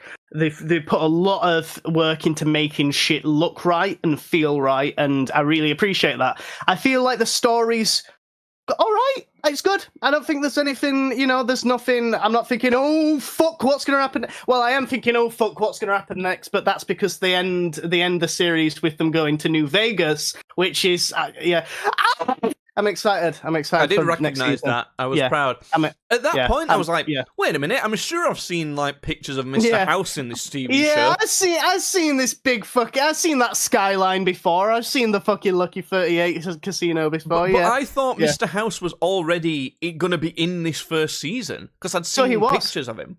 I know when I looked it up again, he was. Yeah, he was. Only for a brief second. That was so funny when that scene happened, because obviously to anybody who doesn't know the universe, that was just a room full of some corporate fucking douchebags. But there was like 4 people sat at that table that when the camera panned to them, I was like, yes, yeah. Like when Nan and Grandad are watching it with me, like, what the fuck what are you talking about? It's like a fat dude in a suit. I'm like, yeah, but CEO of Big MT and Mr. House. Yeah, I'm a bit worried with it that I'm at a weird spot that makes me dislike it more than a lot of other people might. In that, to me, a lot of the way the story was done and the types of story it is, isn't very Fallout like. And also, is it all the Fallout games? Are they in the same universe? Yeah, they're all in Okay. post-war America. Yeah. But is it in the same post-war America Fallout universe? Yeah. All of them. Yeah, So yeah, is the TV show in the same universe? Yeah, so the TV show is actually adding on to the overall story of Fallout, which is another reason why I'm so into it, because they're not just going, this is a Fallout TV show. This is a TV show that adds on to the world of Fallout. So well, I think that's kind of part of what I'm getting at then, in that my impression, and I think this was maybe just I'd formed it as headcanon, and I don't know why. Like, I don't think there was actually maybe anything that suggested this to me. I think I just guessed it was a case. I always kind of figured that the vaults were just like part of, like, not necessarily a governmental scheme, like, potentially like private, but they weren't like, I don't know, it were just like incidental. There weren't any like kind of dodgy shit behind them. No, not dodgy shit behind them, but like it just felt like they weren't the important bit of Fallout. It was like, if you really look into some, if you travel to the end of the wasteland and look in a bush, there's a book that tells you a bit about it. Yeah. It felt a bit more like that in Fallout games. So I always kind of just figured that, like, the reason for these vaults existing and what this war happening don't matter that much. These vaults have been sold privately because the company, it almost felt like, when, like, they try and sell you Apple Care, and you're like, I don't need this at all. Yeah. But you just want to get monthly payments out of it. It felt like those vaults were just that sort of thing. And the nuclear war was a bit more just like, just kind of coincidental. It just like happened to happen. Yeah. Because, we're always on the edge of nuclear war a bit. It felt like that was kind of the general story in the games. Whereas this has like really made like a mystery and harped on with like the backstory of all the setup of the vaults existing and the war happening and the nukes going off a lot. And that don't feel massively Fallout to me. That feels like the bit that the games almost purposely don't touch on. No, so it's always literally from the first game has always been a thing that the Vault's actual hidden purpose was to test the people inside, so that they could the people behind the scenes, essentially the deep state, wanted to fashion a new world and a new America. So not all of the Vaults, this wasn't the purpose of every Vault, but most of the Vaults had certain testing criteria because they wanted to see what had happened. Very, very rare would you come across a Vault that its whole purpose was actually straight up protect humanity. I think I always just thought it was like almost a scam to get people to pay for these vaults so that they didn't actually need, but then they happen to actually need them. It's a bit of both, because it's like, yes, so the people that are investing into the vaults want people to buy so that they can make the money back and shit. But also, as and this was explained more in the Fallout TV show, the reason why there was so many variations between vault to vault is because the reason they got the funding was because they brought in a bunch of other firms, and the reason they brought in all these other firms was because they were like, hey, if you do this and give us this back in, we will give you your own vaults to test out whatever the fuck you think will bring in the best new world, and let the best idea win, basically. So I thought that might be the case, and like that kind of makes it a little bit better, I guess, but it still doesn't feel massively Fallout, because it's like that's not what you get. Like, that was the vast majority of the show was about that, and then there was like it felt like the actual wasteland bit was just kind of supplementary to that, of being like, and here's what happened as a result. It was like there was barely any action. It felt like one mission happened. Like in Fallout, you do a bunch of missions even along the way to completing the main mission. It felt like one mission happened. It felt like I'd only gotten to Diamond City. That's what it felt like. Yeah, they've been focusing on the story mission, which is fine. Like, if they want to focus on the story mission, we can get around to side quests later. But what I'm saying is that's not what they did. What happened was they focused on the intro cutscene for the entire show, and then we got one story mission done. I know it's only season 1, but that doesn't excuse the fact that, like, that's what it felt like. And I don't know. I'm not massively upset by that either. Like, I can understand how that could be appealing. It's just, I was a bit thrown off by it because, like, obviously, because it's Fallout, I expected it to be more of like more adventuring in the Wasteland. I expected it to be more around that, around an entire kind of Wasteland-based story. And I guess maybe it will be more as we go on through seasons now, but you know, to have an entire season that's not had a lot of that. I don't even know if it will, because I'm sure I saw something. I don't even know if this is true, but I'm sure I saw a post being like, "Oh, season 2 of Fallout will take place a lot in pre-war America again." So I don't know. How could it? Like, what else are we going to find out? Yeah, that's what I sort of thought. It's like I feel like we've had enough of pre-war America now to be like, because that was a revelation that for like the Fallout universe, that whole meeting room. You know, where basically everything that was divulged, everything that was divulged in there was revelation. Not so much that the other companies got involved in it, but just like the other shit they talked about, that was kind of like a revelation. But again, and I feel like that's something that I have a though. weird feeling about. In that, again, and that's why I only have a weird feeling about it, and it's probably fine. And I reckon as time goes on, I'll be happier with it. But it feels slightly weird that this kind of... It's potentially one of the biggest bombshells in Fallout. Across all the kind of, like... across the entire, like, overarching story. It's one of, like, the most dramatic things to, like, know has been taken place. And it happened in the series. Do you know what I mean? That feels slightly odd, rather than, like, in a finale mission of one of the games. Yeah. You know, it's so... But like you say, the stories that have existed in Fallout before this have all existed in post-war America. Yeah, but there's no reason you couldn't have the story of that be revealed in post-war, in the Wasteland. Someone finds it out through some means like that.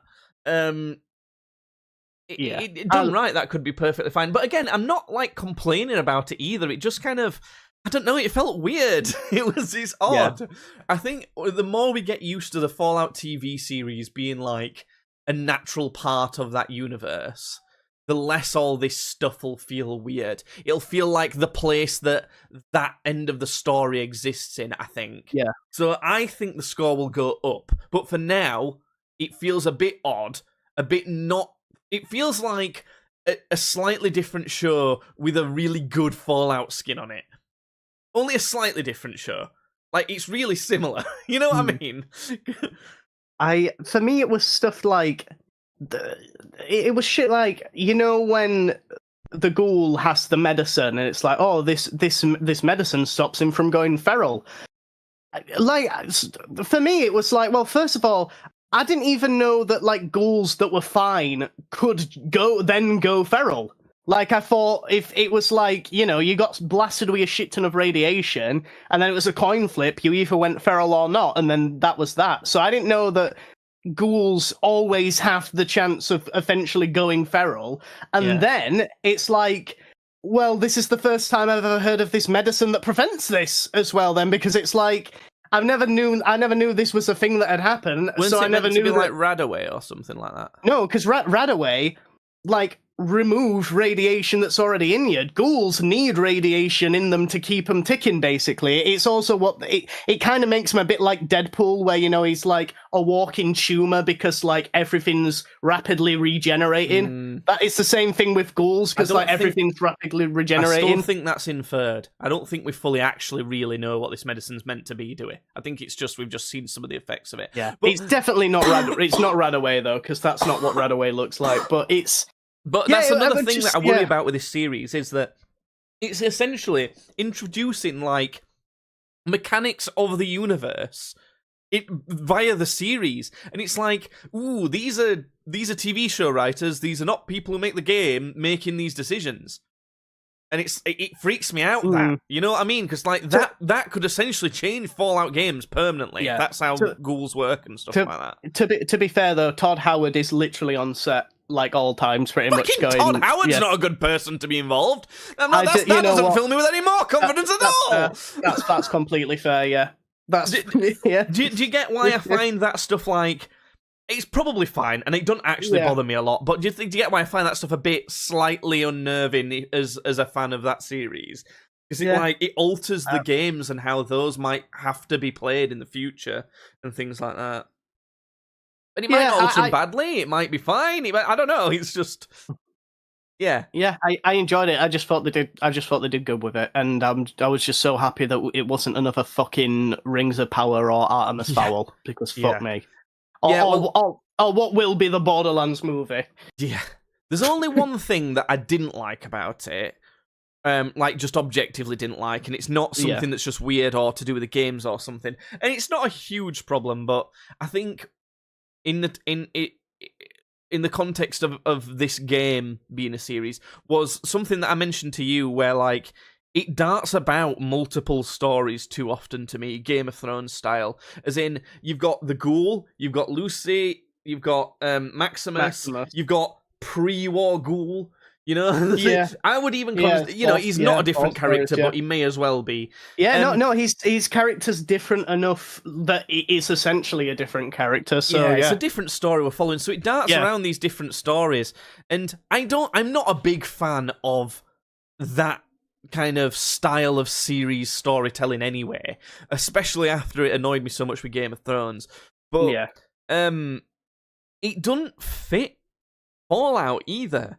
And I guess that it's a series, so you don't have to like present it in the same way as a game. But when the game is an RPG, you play a character and you follow this character, and you're a character going through this entire saga. When that's kind of what you're already expecting, and then you throw this kind of different way of telling it. It's jarring. It's like it's another thing for it to feel just like odd, because it's like, again, I suppose it's not bad in a lot of ways, but it's like. It's jarringly different and weird and unexpected, and also it kind of just makes it a bit harder to follow the story as a throughput. You know, kind of what's meant to be there's also the fucking vault as well, and Big Nose McSmallface. I forgot his name. Lucy's brother. He's got a small fucking rat face, hasn't it? Norm.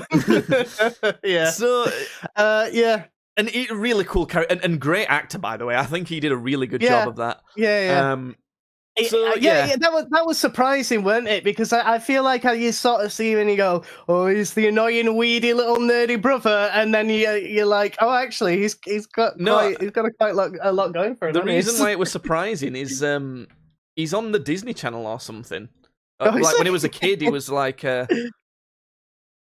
he's not called Norm, is he? No. I think is his character called Norm, or if I just completely. What's he called? I don't know. He is called Norm. He's called Norm in the show, I think. Yeah. Why can't I find him? Norm Fallout actor. He's called. Oh, he's got a very odd name. I can't pronounce that.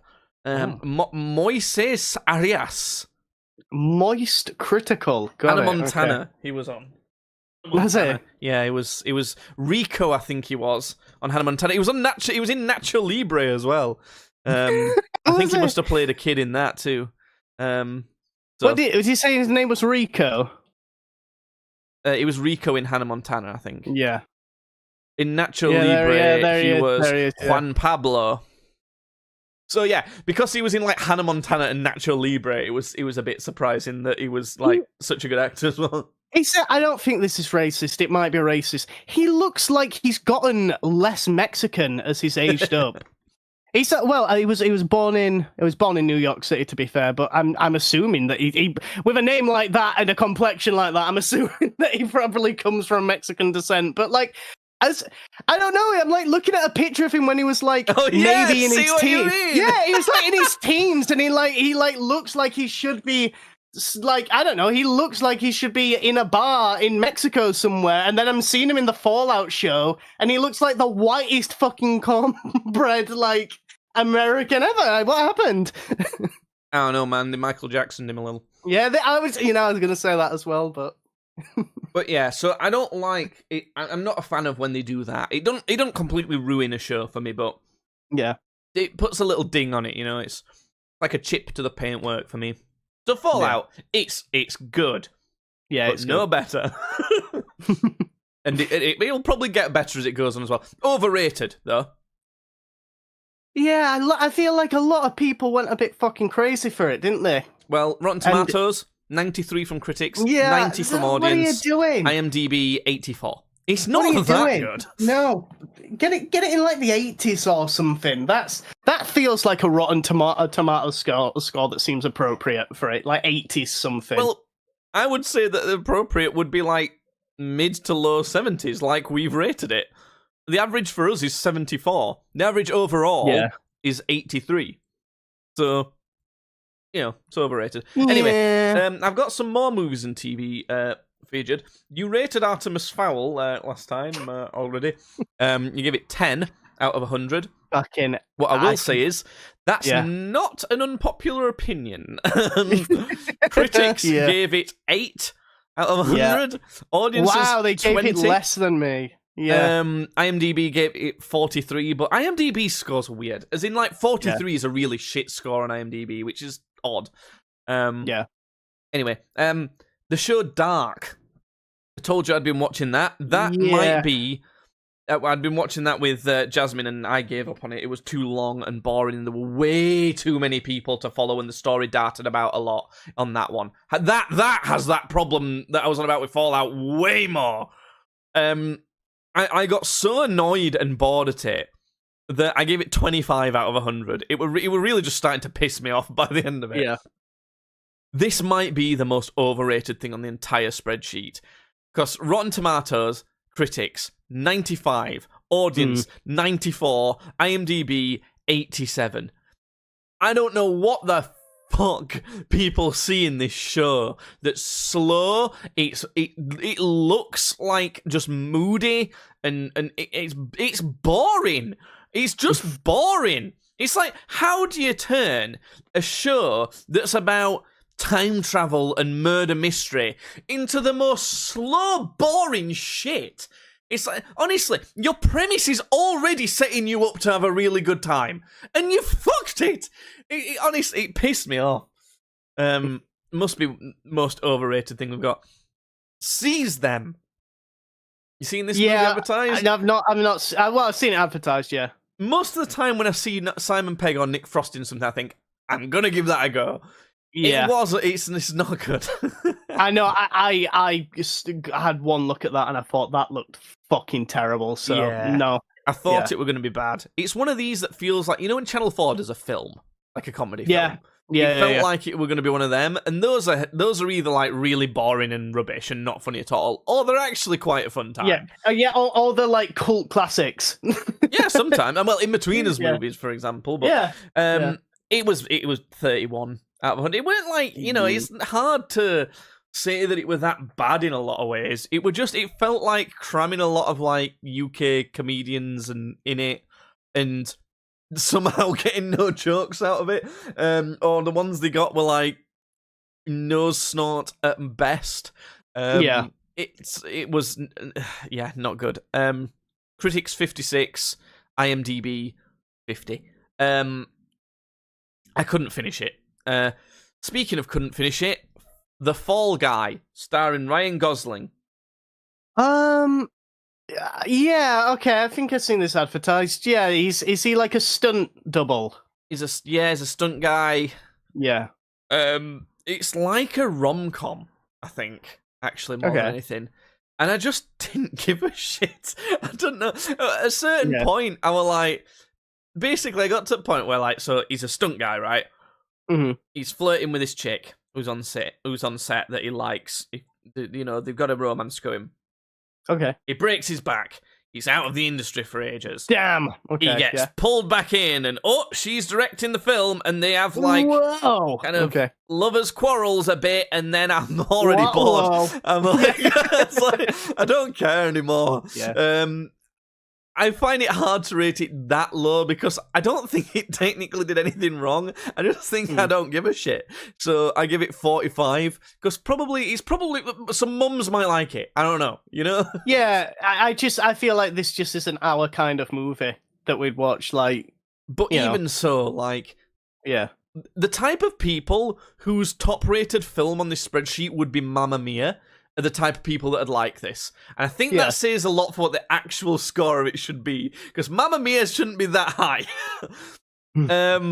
So I give it 45 out of 100.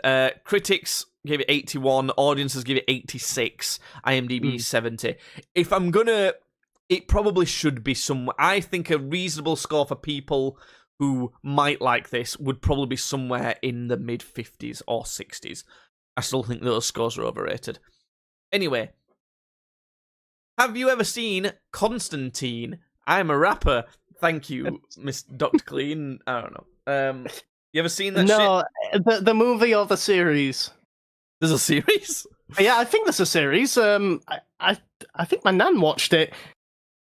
Constantine. Oh yeah. Oh, there is. Yeah. Yeah. My nan watched Constantine, the series. But you're talking about the movie with, is it Leonardo DiCaprio? No. Not Leonardo DiCaprio. Fucking.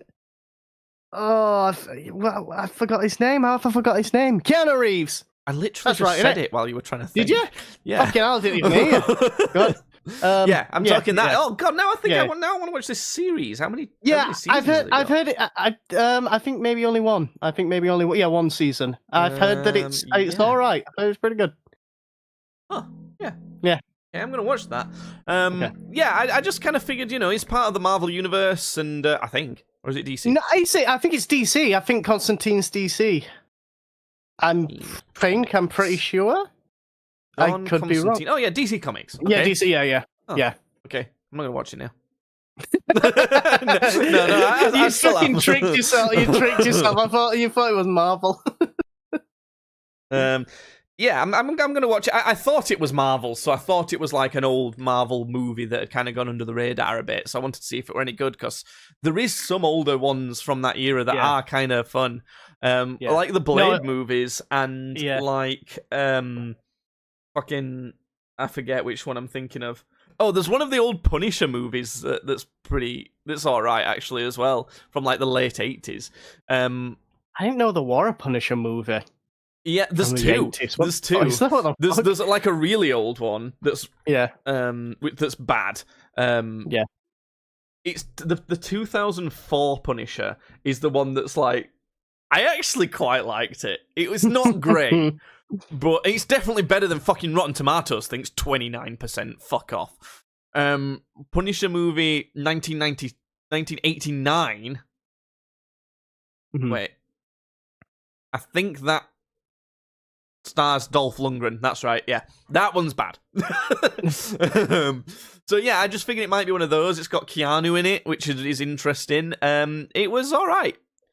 It was kind of flawed in some chunks of the story, but it's got that 2005 aesthetic, and it was still fairly fun. 54 out of 100. Rotten Tomatoes critics 46, audience 72, IMDb 70. I didn't realise I'd not rated Jennifer's Body. You ever seen that? Oh, I'd like to rate Jennifer's Body. You ever seen Jennifer's Body? No, I don't even know where it's from. I don't. So I've said it's a horror comedy. When I first, so Jasmine did a film screening at this kind of like indie cinema near us, and the film that she had to do the screening for was Jennifer's Body. So obviously I went and watched it recently. Okay. I'd already watched it because Megan Fox hot. But when I first watched it, I wouldn't have called it a comedy at all, actually. I would have just called it like, I don't know, a teen horror. And it's not that horror either. But like, when I was watching it in the cinema, people were laughing a lot. And I was like, oh, this is meant to be funny. It's like, it's not like not funny, but it's like, when they were laughing, I was like, oh, I guess I can see why that's a joke. Yeah. now that people are laughing at it. But when I was watching it on my own and I had no social context for it, I was just kind of in the motions. It's all right. There's I actually liked it more recently. The reason why you have to watch this, it's like a film that every man needs to watch, is there's a lesbian makeout scene with Megan Fox and Amanda Seyfried in it. maybe I'm just completely gay because I'm just not bothered. I'm just not interested. Fucking hell. Why don't you Like- just go and suck on a knob then? I might do. I've never got this this thing where like guys specifically find girls kissing girls hot. You know what I mean? Yeah, It's like I know, but it's Megan Fox and Amanda Seyfried. yeah, I know, but it's the context of the thing that in the movie they're both lesbians. No. Oh, okay, maybe I could be a little bit more into it then. Because No, one of them's I a feel demon and one of them's a regular Oh. chick. Oh my! Say no more. I'm gonna come. No, I just when like guys are like, oh yeah, I love lesbian porn. I always think, why? They're not interested in you. Like that. Whenever I've watched porn, it's because it's been like, oh yeah, I'm imagining myself in that I get scenario. it, yeah, I But- know what you mean. But with lesbian porn, it's like they wouldn't want me in that scenario. All I'm saying is, it's a sexually charged scenario that involves two extremely attractive famous ladies. Okay. I think that's the whole appeal of it, really. Okay, I get it. All right, It's Maybe for teenage boys, it. that bit. I'll edge to it later. Apparently, like, they did a little speech at the start of this screening that was saying how initially people, because of the marketing, everyone thought it was going to be like, great for teenage boys because Megan Fox had just been in, the Transformers movie and everyone was like, wowza, auga. And the marketing was like, oh, Megan Fox is being all like extra saucy in this film. But actually, the real point of it wasn't that, and she actually went and kind of, I get what the real point actually was meant to be, because she was all saucy in that film, and that's kind of, you know when girls started, when OnlyFans girls started saying, oh, we're taking, like, charge and kind of owning our sexuality now, and then I'm like, we always want to just be able to pay you to see your tits instead of having to go through all this nonsense. You're not winning. This is what we wanted all along. It's like, it feels like that's what happened with that film. They were like, we're marketing it as if she's been all saucy and that, but that's not the point. And then they turn up and go, but she's being all saucy and that, and they're like, yeah, but that's not the point. Like, okay, enough said, I'm watching it. So it's kind of like that. I give it 56. It's not rated well because initially it were rated bad, but it's kind of had a resurgence. So critics 46, audience 35, IMDb 55, but that's like crept up because it's been seen differently in, I don't know, modern light, something weird. Masterminds. Do you know this movie at all? No, I know Mastermind with Will Ferrell. Megamind, sorry, shit. No. So, this is one of those standard, like, Will Ferrell type comedies. Is it Will Ferrell again? No. Oh, Sorry, I'm just damn choking it. on my nuts. Oh. No, it's got Zach Galifianakis in it, and Okay. the guy who's in, I forget his name, the dad in We Are the Millers. Oh, yeah. He's did in the... Yeah. Owen Wilson's in it. Who's the comedy lady of that group? From We're the Millers. No, just in that group. Kristen Wiig, sorry. You'd know her if you googled it. Kristen. It's got Kristen. it's got the waitress from Always Sunny in it. Oh yeah. So, all of those type Yeah. of comics, like they're like the Will Ferrell type of people, all that kind of like American comedy movie feeling type of thing. It's one of those. It weren't a great one of those. It was kind of funny some of the time. 60 out of 100. These sorts of films get a disservice because they're like kind of fun to watch. They're not amazing. You laugh once or twice, but then it's been rated 34, 35, and 58, and it's like, fuck off. That's not 35 out of 100.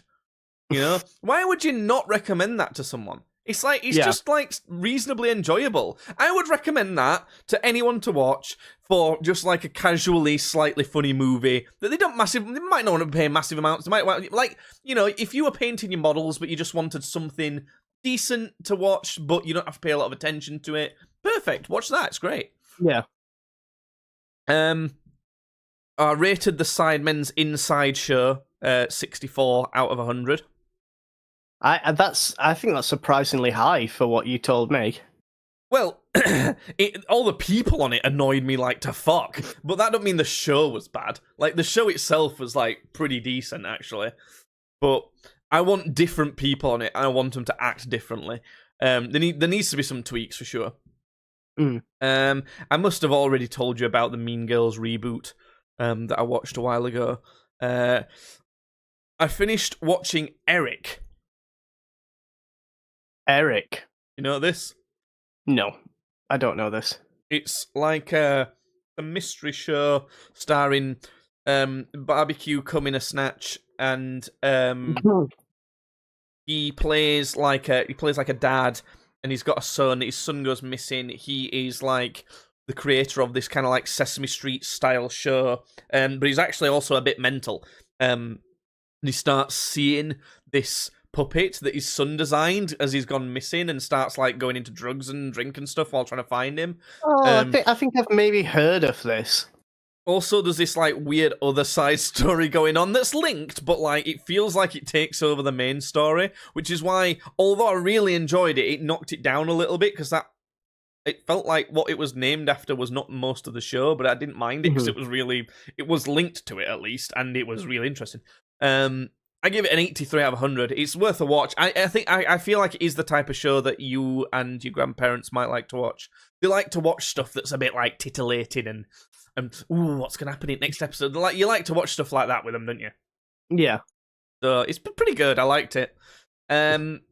If you want a movie to watch, no, it's not quite like that. But I watched Civil War as well. That movie. I think I told you about this, didn't I? You did, yeah. I gave it 86 out of 100. I really liked that. It was. Wow. You remember? Did you watch The Hurt Locker? No, I didn't. I never watched that. Oh, okay. Well, that was pretty good too, but this was better. Yeah, it was just really good. I mean, like, it's hard to it's kind of almost exactly what you think it was going to be, but it was good. So it was really solid, just really like emotional and well worth paying a lot of attention to. It was just a really kind of like cool concept, and it weren't like a cool concept that was done in a really unexpected way. It was a cool concept done in the way you thought it were going to be done, but well. So I don't know. Civil War, cool movie. What have you been watching, Judd? Anything to add to this spreadsheet? Nothing new. I've just been watching The Boys. Yes, The Boys. I think my next shows are going to be The Boys and Smiling Friends. Yeah. Well, that's all out now. Smiling Friends. So yeah, they should both all be out now, right? Both those? No, they're for some fucking reason, I don't know why they did this, but when The Boys came back, they released 3 episodes, and then they just went on to weekly episode releases. So I think it's episode 5 is out today for The Boys. So probably it'll be 8 episodes, probably. I can't remember how many that has been. I can't remember if it's been 8 or 10. So I'm not entirely sure. Let's see. Go on, see them. Series 5 is the latest series, is it? No, season 4 is the latest one. So the next series is going to be the last series, I think. Yeah, it is, yeah. So there's going to be 8 episodes. Yep. Beware of the Jabberwock, my son. That's the latest episode. Well, the only kind of slight spoiler I've heard with The Boys is I've seen there's been some memes about The Boys going woke. And I don't know if it actually is, or if it's just making fun of people who are saying it is. I don't actually want to know. I think I just want to watch it and find out. Kind of both. Kind of both. Well, I'll see. So I'm not going to watch that shit yet, because I hate it. I hate watching something and having to wait another week to find out what happens next. Like, I want to wait a maximum of like a day for a show like that to watch the next episode. Yeah. I actually think it is good to digest it for a day before watching the next one. I just have to watch it. I love The Boys too much, and I just she always comes up for me, like just on like my Facebook. Like I'll be scrolling Facebook or I'll be scrolling YouTube, and it'll be like a day or two after an episode's come out, and some fucking dickhead somewhere will have just posted something that You'll just is follow to a do lot with more the boys episode. stuff though, won't you? So it's more likely to spoil for you. I only really follow like. I think I might follow one meme page, but then it brings other shit up, doesn't it? And it's Yeah, like it suggests stuff for you because it knows you well enough. And I don't like watch new clips of The Boys on YouTube, but I'll watch The Boys related content on YouTube, and then it'll just some fucking dickhead will upload like a clip from the episode that came out 10 minutes ago, and the title will be something like, I don't know, Homelander shits on Huey, and it's like, oh, I wanted that to be a surprise. Yeah. You know? Yeah, that's why I just don't look at anything until the whole thing's out. Yeah. I forgot about a show, by the way. Scrap Heap Challenge. Do you remember that? Do you remember that show? Tell me you remember Scrap Heap Challenge. Second. What the hell is he doing? Oh, sorry, I'm back. Oh my god, the presenters on this are not what I thought. They Go on, sorry. Do you not remember Scrap Heap Challenge? This was in like early 2000s. Oh, it actually started in 1998, but it went on until 2010. And it basically, it was this massive junkyard, and these people just like, there'd be like there'd be two groups, teams of 4, and I think they were always normally like some sort of mechanics or engineers or something. There might have been like the workers at this car repair store, or like the workers at like this boiler manufacturing place or something, and they'd go against each other, and they'd essentially be given a challenge and say, you have to build a rocket ship from all this shite in this pile. It was brilliant. They'd like have to just weld together a bunch of shit and make something. Like I always remember whatever they gave them to make, like whatever the challenge was for them to build, was always like way too difficult. Like they'd be like, build a fusion reactor from this car tire. Go now. You've got 3 minutes. You know. Yeah. It always used. I don't know. It's a fun show. Maybe watch a bit of it. Apparently, it's on demand on Channel 4. So I'm gonna watch some Scrap Heap Challenge as well, and remind myself what that's like before rating it. But yeah, The Boys. I actually watched the South Park specials as well recently. Oh, which ones? I watched Streaming Wars, and Enter the Pandaverse, and the End of Obesity. Watched all the kind of latest ones. They're pretty good. They're pretty funny. Good. They're still doing it. They're still, after all these years, doing it, aren't they? It just seems to be better than ever and more popular than ever, which is wild. Yeah. It's the only show I've ever known that's only gotten better after like having way more seasons than like a normal show ever should have. But do you know what the beauty of a South Park special and episodes like that are? You can't really tell who they're making fun of. And I think they're just making fun of everyone at once. Yeah, which is really hard to do. Yeah. Like, how can you make fun of like all the people who? Like, how can you make fun of like Disney execs going too woke and things like that, as well as making fun of the white? Well, no, they might be white. The kind of like right wing esque people who like, you know, bitch about that happening all the time. Like, how do you make fun of both of those? That's really good. They do it. Yeah, what a cracking show. In fact, I wanna see what I've rated South Park, because you have to remember though, like, have you ever watched any of the first seasons? Yeah, I've watched old South Park. Yeah, they're not great. No. It's got an 84 overall for me, and I think I'm definitely going to stick there. If anything, that could be a bit high, remembering some of the earlier seasons, but I think that's fine. Yeah. I think that's it. I think that's all I've been watching. I mean, have you seen that they're doing a Sausage Party series?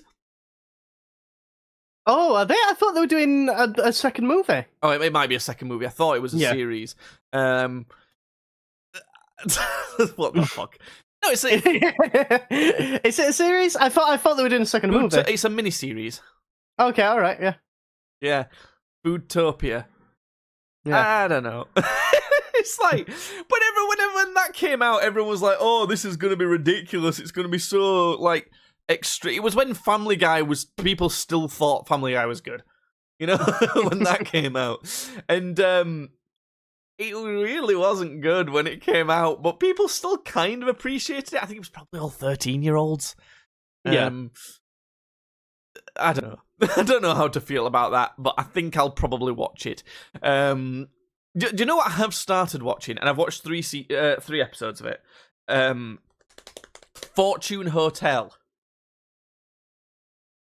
Fortune Hotel? Yeah. So, you know, The Traitors. You know how that works and everything? And I've you know, bragged about that a lot. That show's really, really, really good. I'm pretty certain Fortune Hotel's done by the same production company. Because it's like a game show, similar sort of thing. But everyone, there's like like 10 duos that go in there, using the fucking gaming term. They call them couples, but it makes it sound like they're in a relationship then, and they're not all in relationship. It can be like a mum and a son, or 2 mates, or whatever. About 10 duos go in, and they each get given a briefcase. And 8 of those briefcases just have nothing in them. 1 of them has the money, 250 grand. And 1 of them has the early checkout card. So whoever's got the early checkout card at the end of the episode has to leave. Mm-hmm.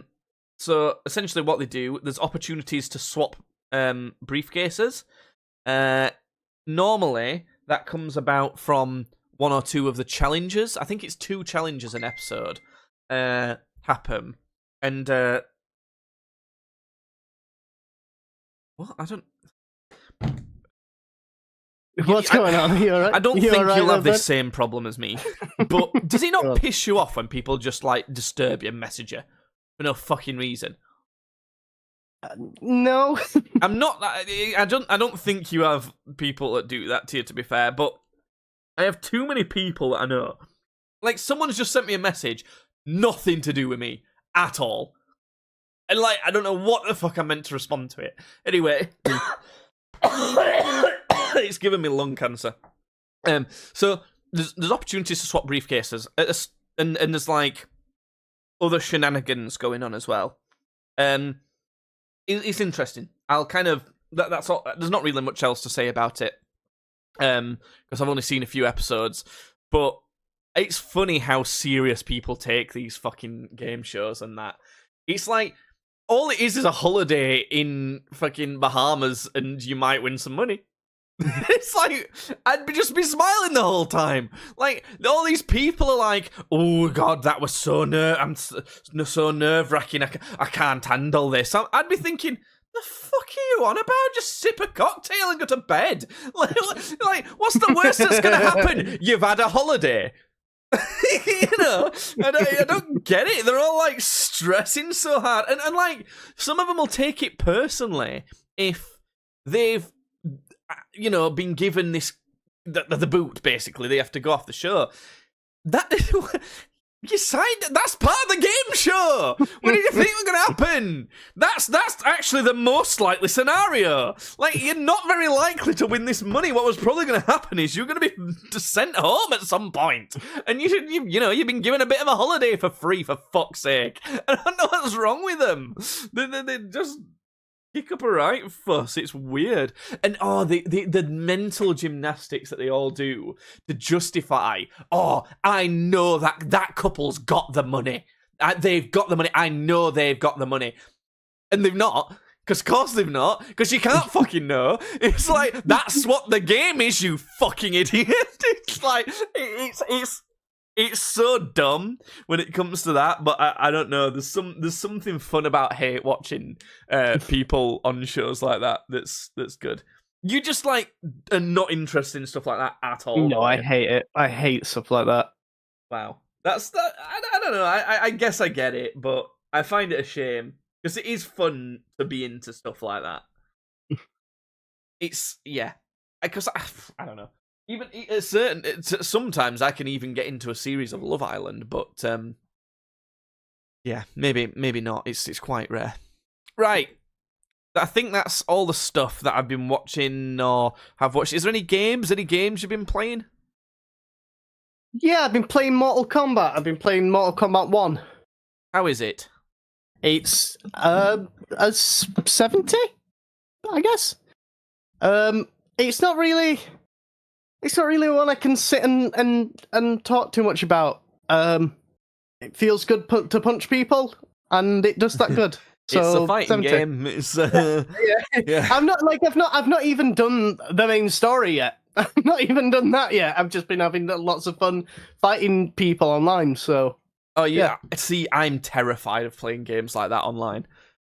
I know what you mean, but the thing is, it's like you get to a certain point where it's like, well, that is the only next step now, because it's like I've done all the invasion towers and stuff on like hard, and I suppose I could get to very hard, but then the AI just gets fucking cheaty when you get to that point. So it's like, is the AI on very hard better than people on yeah?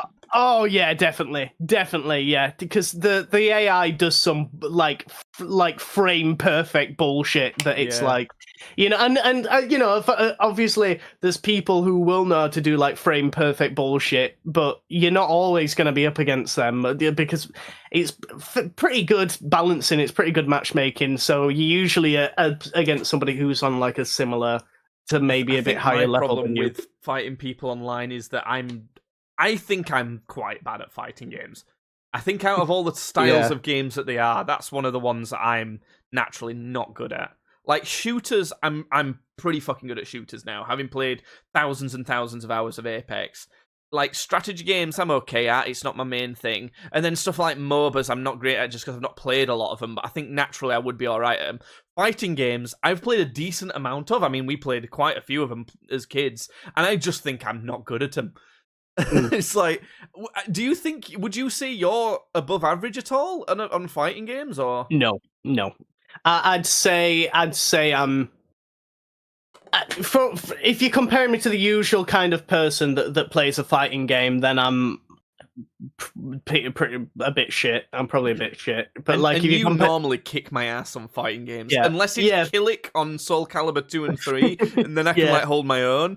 But no, I think it's I think if you compare me to like everybody in the world, then I'd be like an alright fighting game player. Like I'd be pretty good. But if you compare me to like the average player of Mortal Kombat, I'm probably a bit shit. Do you think you're about average for all fighting games? Yeah, I'd say that this one I'm probably the best out of any fighting game that I've played before, but that's because Homelander's in it, and I was it's because I would have thought it'd be Injustice. No, it was Injustice before I started playing this. But yeah, it's just learning combos and stuff. Like when you learn how to string certain combos together and you know how to deal with other characters like combos and stuff, then it's really, it kind of just turns into a much more advanced version of rock paper scissors. Right. It's what fighting games comes down to. You just gotta know. You just gotta know all the different fucking types of rock, paper, and scissors you can throw out. So yeah. Do you know what's happened in games recently for me? A new season of Apex came out, and I didn't even know. That's how, like, this time, obviously I say it every so often, like, that I get like pissed off with Apex and it puts me off and I want to stop playing it. This time feels more than every other time. As in, like, that wouldn't have happened before. Like, I'd have been like, oh, but a new season's coming up, I at least want to give it a go or something. And I have thought that a little bit now that I know a new season's out, but, like, I didn't even realise. I was watching the streamer I watched, I was like, why is he only ranked Platinum? I was like, oh, because, like, the new season started, like, a day ago. I didn't even realise. It's probably a good thing. I need to sort out our video game spreadsheet, by the way, because I've not put in most of the information for, like, 1, 2, 3, 4, 5, 6, 7, 8, 9, 10, 11, 12, 13, 14, 15 games. I need to tidy that up and sort that out, but I'll get around to it. So you're still playing Mortal Kombat at the minute? Do you think you might be coming towards the end of that now? No, because it's just something you can keep. Fighting games, I feel like you can just keep coming back to. Like, I'm not playing it all day, every day. I just keep coming back to it when I just feel like I want a game. But apart from that, I replayed Fallout 4 not too long ago. I'm doing the same. Yeah, I noticed.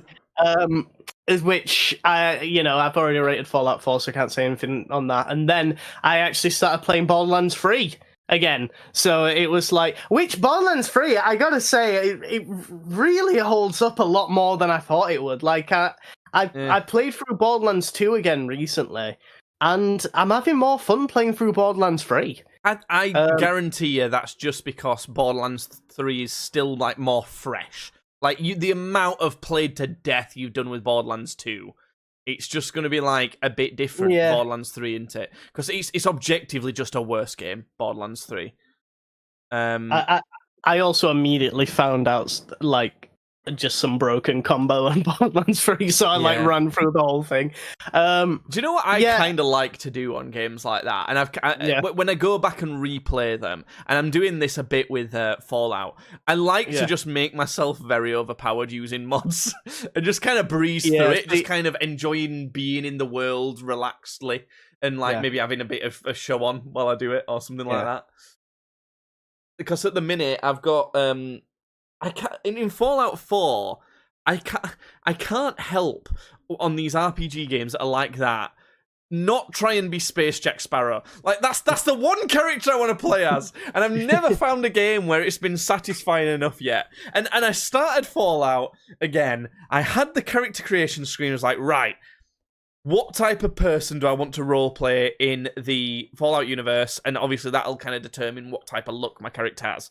I thought, shall I play some fucking, like, melee fucking, like almost like a psycho out of Borderlands? I was like, it could be fun, but I don't know. It seems like that might be a bit one note, especially if I'm kind of making myself a bit overpowered if he just bashes stuff. And then I thought, well, maybe I should be a woman. Nah. That's the beginning and end of that. No, I don't know. I just can't relate. Well, maybe I could have been a woman, but it don't really matter. But I don't know. I just keep coming back to the idea of being like Han Solo or like, Space Jack. I want to be a sharp-shooting, like, cocky lady swooning son of a bitch. I just think that's the fun character to be in these things.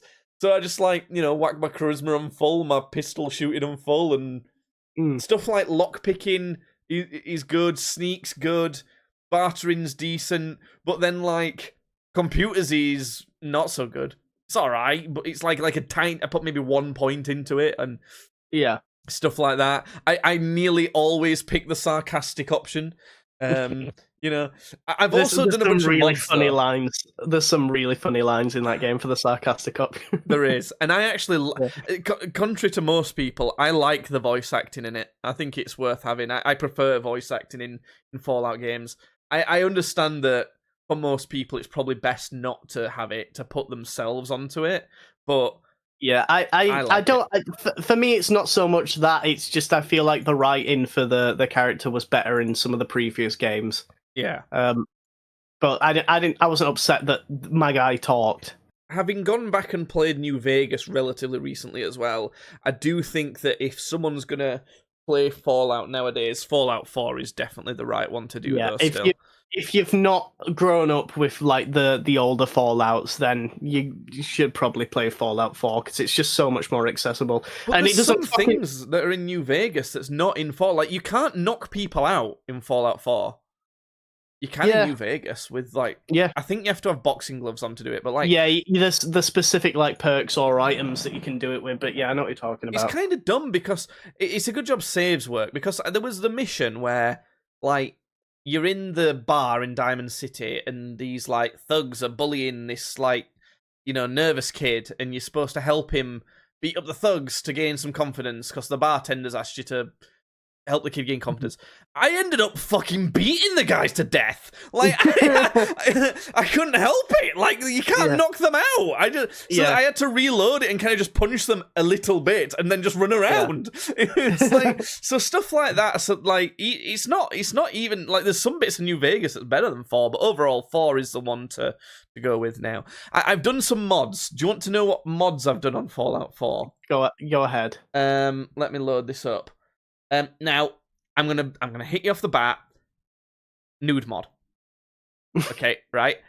I've got reasoning for this, right? Because it and it's slightly an excuse to have winkies and boobies in game, but the way I see it always bothered me that this is like an 18+ game, and when I steal all their shit, like, I want to steal all their shit, you know? They're still wearing tighty whities. I get what you mean, yeah.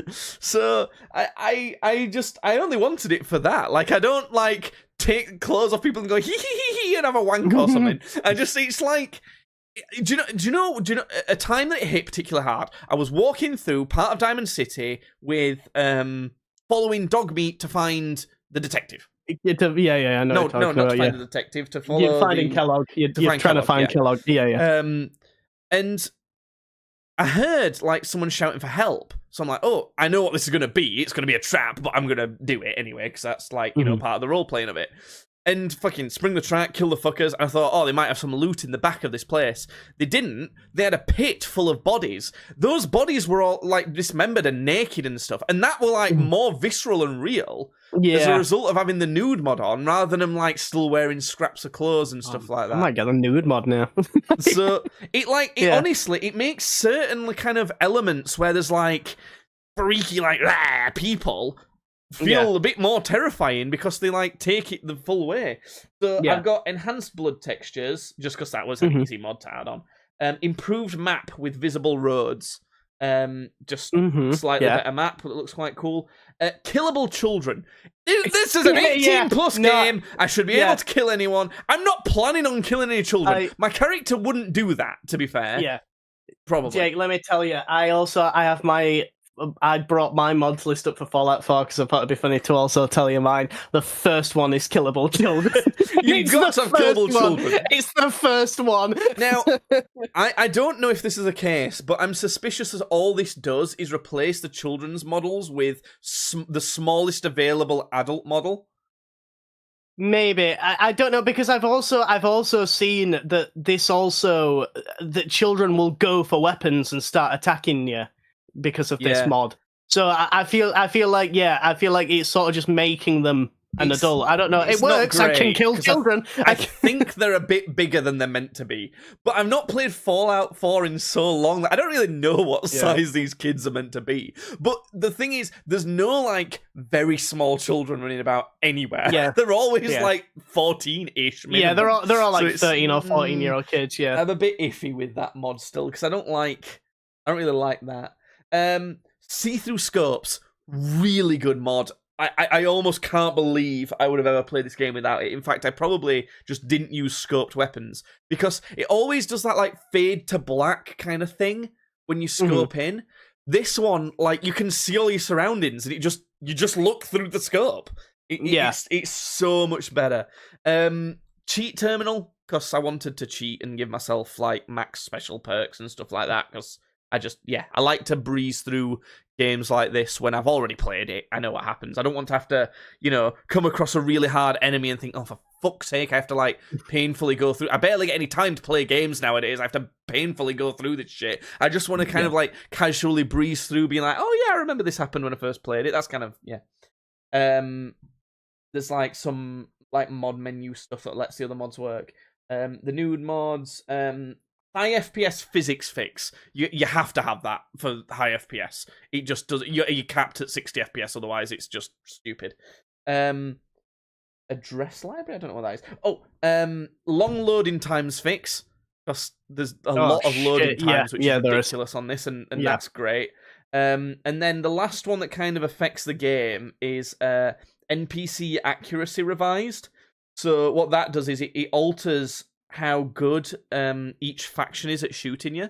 So the like robotic factions have essentially nearly 100% accuracy because they're fucking robots with targeting computers and stuff. Yeah, Whereas like raiders are really shit at hitting you because they're like fucking drugged up and shit and they don't know what they're doing. Yeah. And then like the Brotherhood of Steel, for example, would be like not quite as accurate as robots, but pretty accurate because they're trained soldiers.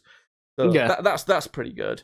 So yeah, those are all the mods I've got. I think it like for the type of playthrough I'm doing where I want to casually just kind of role play through it and stuff. I think that's pretty good. Do you have any different ones then? If I didn't realize you use mods. Yeah, I do. I not often because I like to get achievements in games, and if you use mods, Steam says no and turns them off. But I have been using them for Fallout 4. Yeah, like I say, I've got the killable kids because you need that one. Enhanced blood. Yeah, texture overall, shit like that. One I did get that I feel like is it's not necessarily important, but I just feel like is good to have is full dialogue interface. So instead of it just being like that like option thing where it'll just say like a word or two from that choice of dialogue, this now just has like exactly what the guy is going to say. That's not bad. So because there's so many fucking times in games like those where you press an option and you go, oh wait, no, that's not actually what I would have said there because you didn't give me the full context of that. So it just gives you exactly what your guy's gonna say. Realistic death physics, so your guy doesn't fucking go, all over the fucking place. I've got a power armor animation change because I use power armor a lot. It's basically, when you're getting into the thing and he like turns it open as this whole thing where the thing opens up and then he slowly like gets in the thing and lifts himself inside. This basically, so you quickly open the suit up, the suit opens up, and then your dude literally jumps in the suit and then it quickly closes up behind you. So instead of it being like this whole 10-second animation thing, it like takes a second or two. I'm not planning on using power armor, to be fair. But something, one of the ones I've got, the cheat engine one, actually almost adds more mods in that. Like I've done stuff like unlimited power armor battery because I just can't be arsed with dealing with that sort of thing. See, that doesn't matter when you get to a certain point in the game. So I didn't get it. But I'm not planning on using them anyway, to be honest. Yeah. I installed a mod which enables the whole karma system from the previous games. I did this so that I could be evil. I thought it already had karma involved in this game. No, Fallout 4 doesn't have the karma system. Oh. So I downloaded a mod to give me the karma system so that I could do evil, so I could be an evil cunt. Then to be fair, it's just a bunch of Warhammer mods that I downloaded. Like I wanted to have like 40k power armor in the game and like guns and stuff. Like certain factions in the game. That's it. That's it. Really, that's all I've got. Yeah, it sounds pretty good. I mean, there's another one I can remember actually that I would have really liked that I couldn't get working for the life of me, and it really pissed me off actually. I'm not a big fan of VATS, but because of how like a lot of the guns work and how the enemies move about and things like that, it can be fucking hard to hit enemies without VATS sometimes. And when you're playing like a cool sharpshooter guy who basically never misses, that kind of breaks your immersion a bit of the role-playing element of it, which is basically the only bit that I want to do. So I wanted to install like a bullet time mod, so that like when you're aiming down sights, you're like, I don't know, press and hold F on your keyboard and it slows down time so you can shoot enemies like better. And it just didn't fucking work, and it were really annoying. So I've just had to kind of pass up on that, and I just use VATS on and just keep shooting. But I've got so much damage resistance and stuff like that as well that I'm not really gonna die. Apart from against like particularly difficult enemies. And also the other thing is, because I'm like heavily on the role-playing bit of it, I'm not picking the best gear at all. I'm just picking gear that my character would wear. So right now I'm just walking around in Kellogg's outfit and using his gun. Just because it looks most like the lovable, or the like, quite kind of suave rogue kind of character, like what he would wear. And I actually didn't think about the fact that I'm basically just being Kellogg, actually. But when it's on the character that I've got, he's like dirty blonde, and he's like good looking, got a few scars because obviously he's like, goes on fucking mercenary missions or something, and it makes him look a bit like a Han Solo type. I'm also playing the game very differently to what I normally do, and I'm just doing the entire main story first, because I figure, like, this type of guy would try and find his son first before any other shit, realize that it's all fucked up, turn to this kind of, like, drunk lifestyle as like a fucking just doing, I don't know, shooting jobs and just living this kind of suave lady killer type of deal. That's kind of what I want to do with him, so... But it's good. It's a lot of fun. I did mess about and steal Piper's clothes while she was talking to the mayor. And I thought, can I? Because I maxed out all my special and everything. I thought, can I do this? And I just, like, no one said anything. I just took all the clothes off and and then, like, you know when it switches from you, like, being in first person to cutting between each person talking. It chose that moment to swap, so she was just talking like nothing had happened, tits hanging out. It saved after that, so I thought, oh fuck, am I gonna have to play the rest of this playthrough with Piper having no clothes on? Oh no! But it was fine. So as I walked through, like, the main entrance of Diamond City, she had clothes on again as soon as I walked through. I was like, oh, thank fuck for that. But yeah. Fallout 4. So it's just good. I think we're kind of... do you know what I will say? Fallout, better than Elder Scrolls. Well, I've always thought that, just because I prefer sci-fi settings to fantasy. So that it's always just been more... Yeah. It's always been my bag, like, over Elder Scrolls stuff. So I could, if somebody was to say to me, though, that they think Elder Scrolls is better than the Fallout universe, I'd just be like, well, that's just your opinion, man. Well, I think I like both settings pretty equally, and I've always basically just thought of them as, like, the same, effectively the same game but different settings.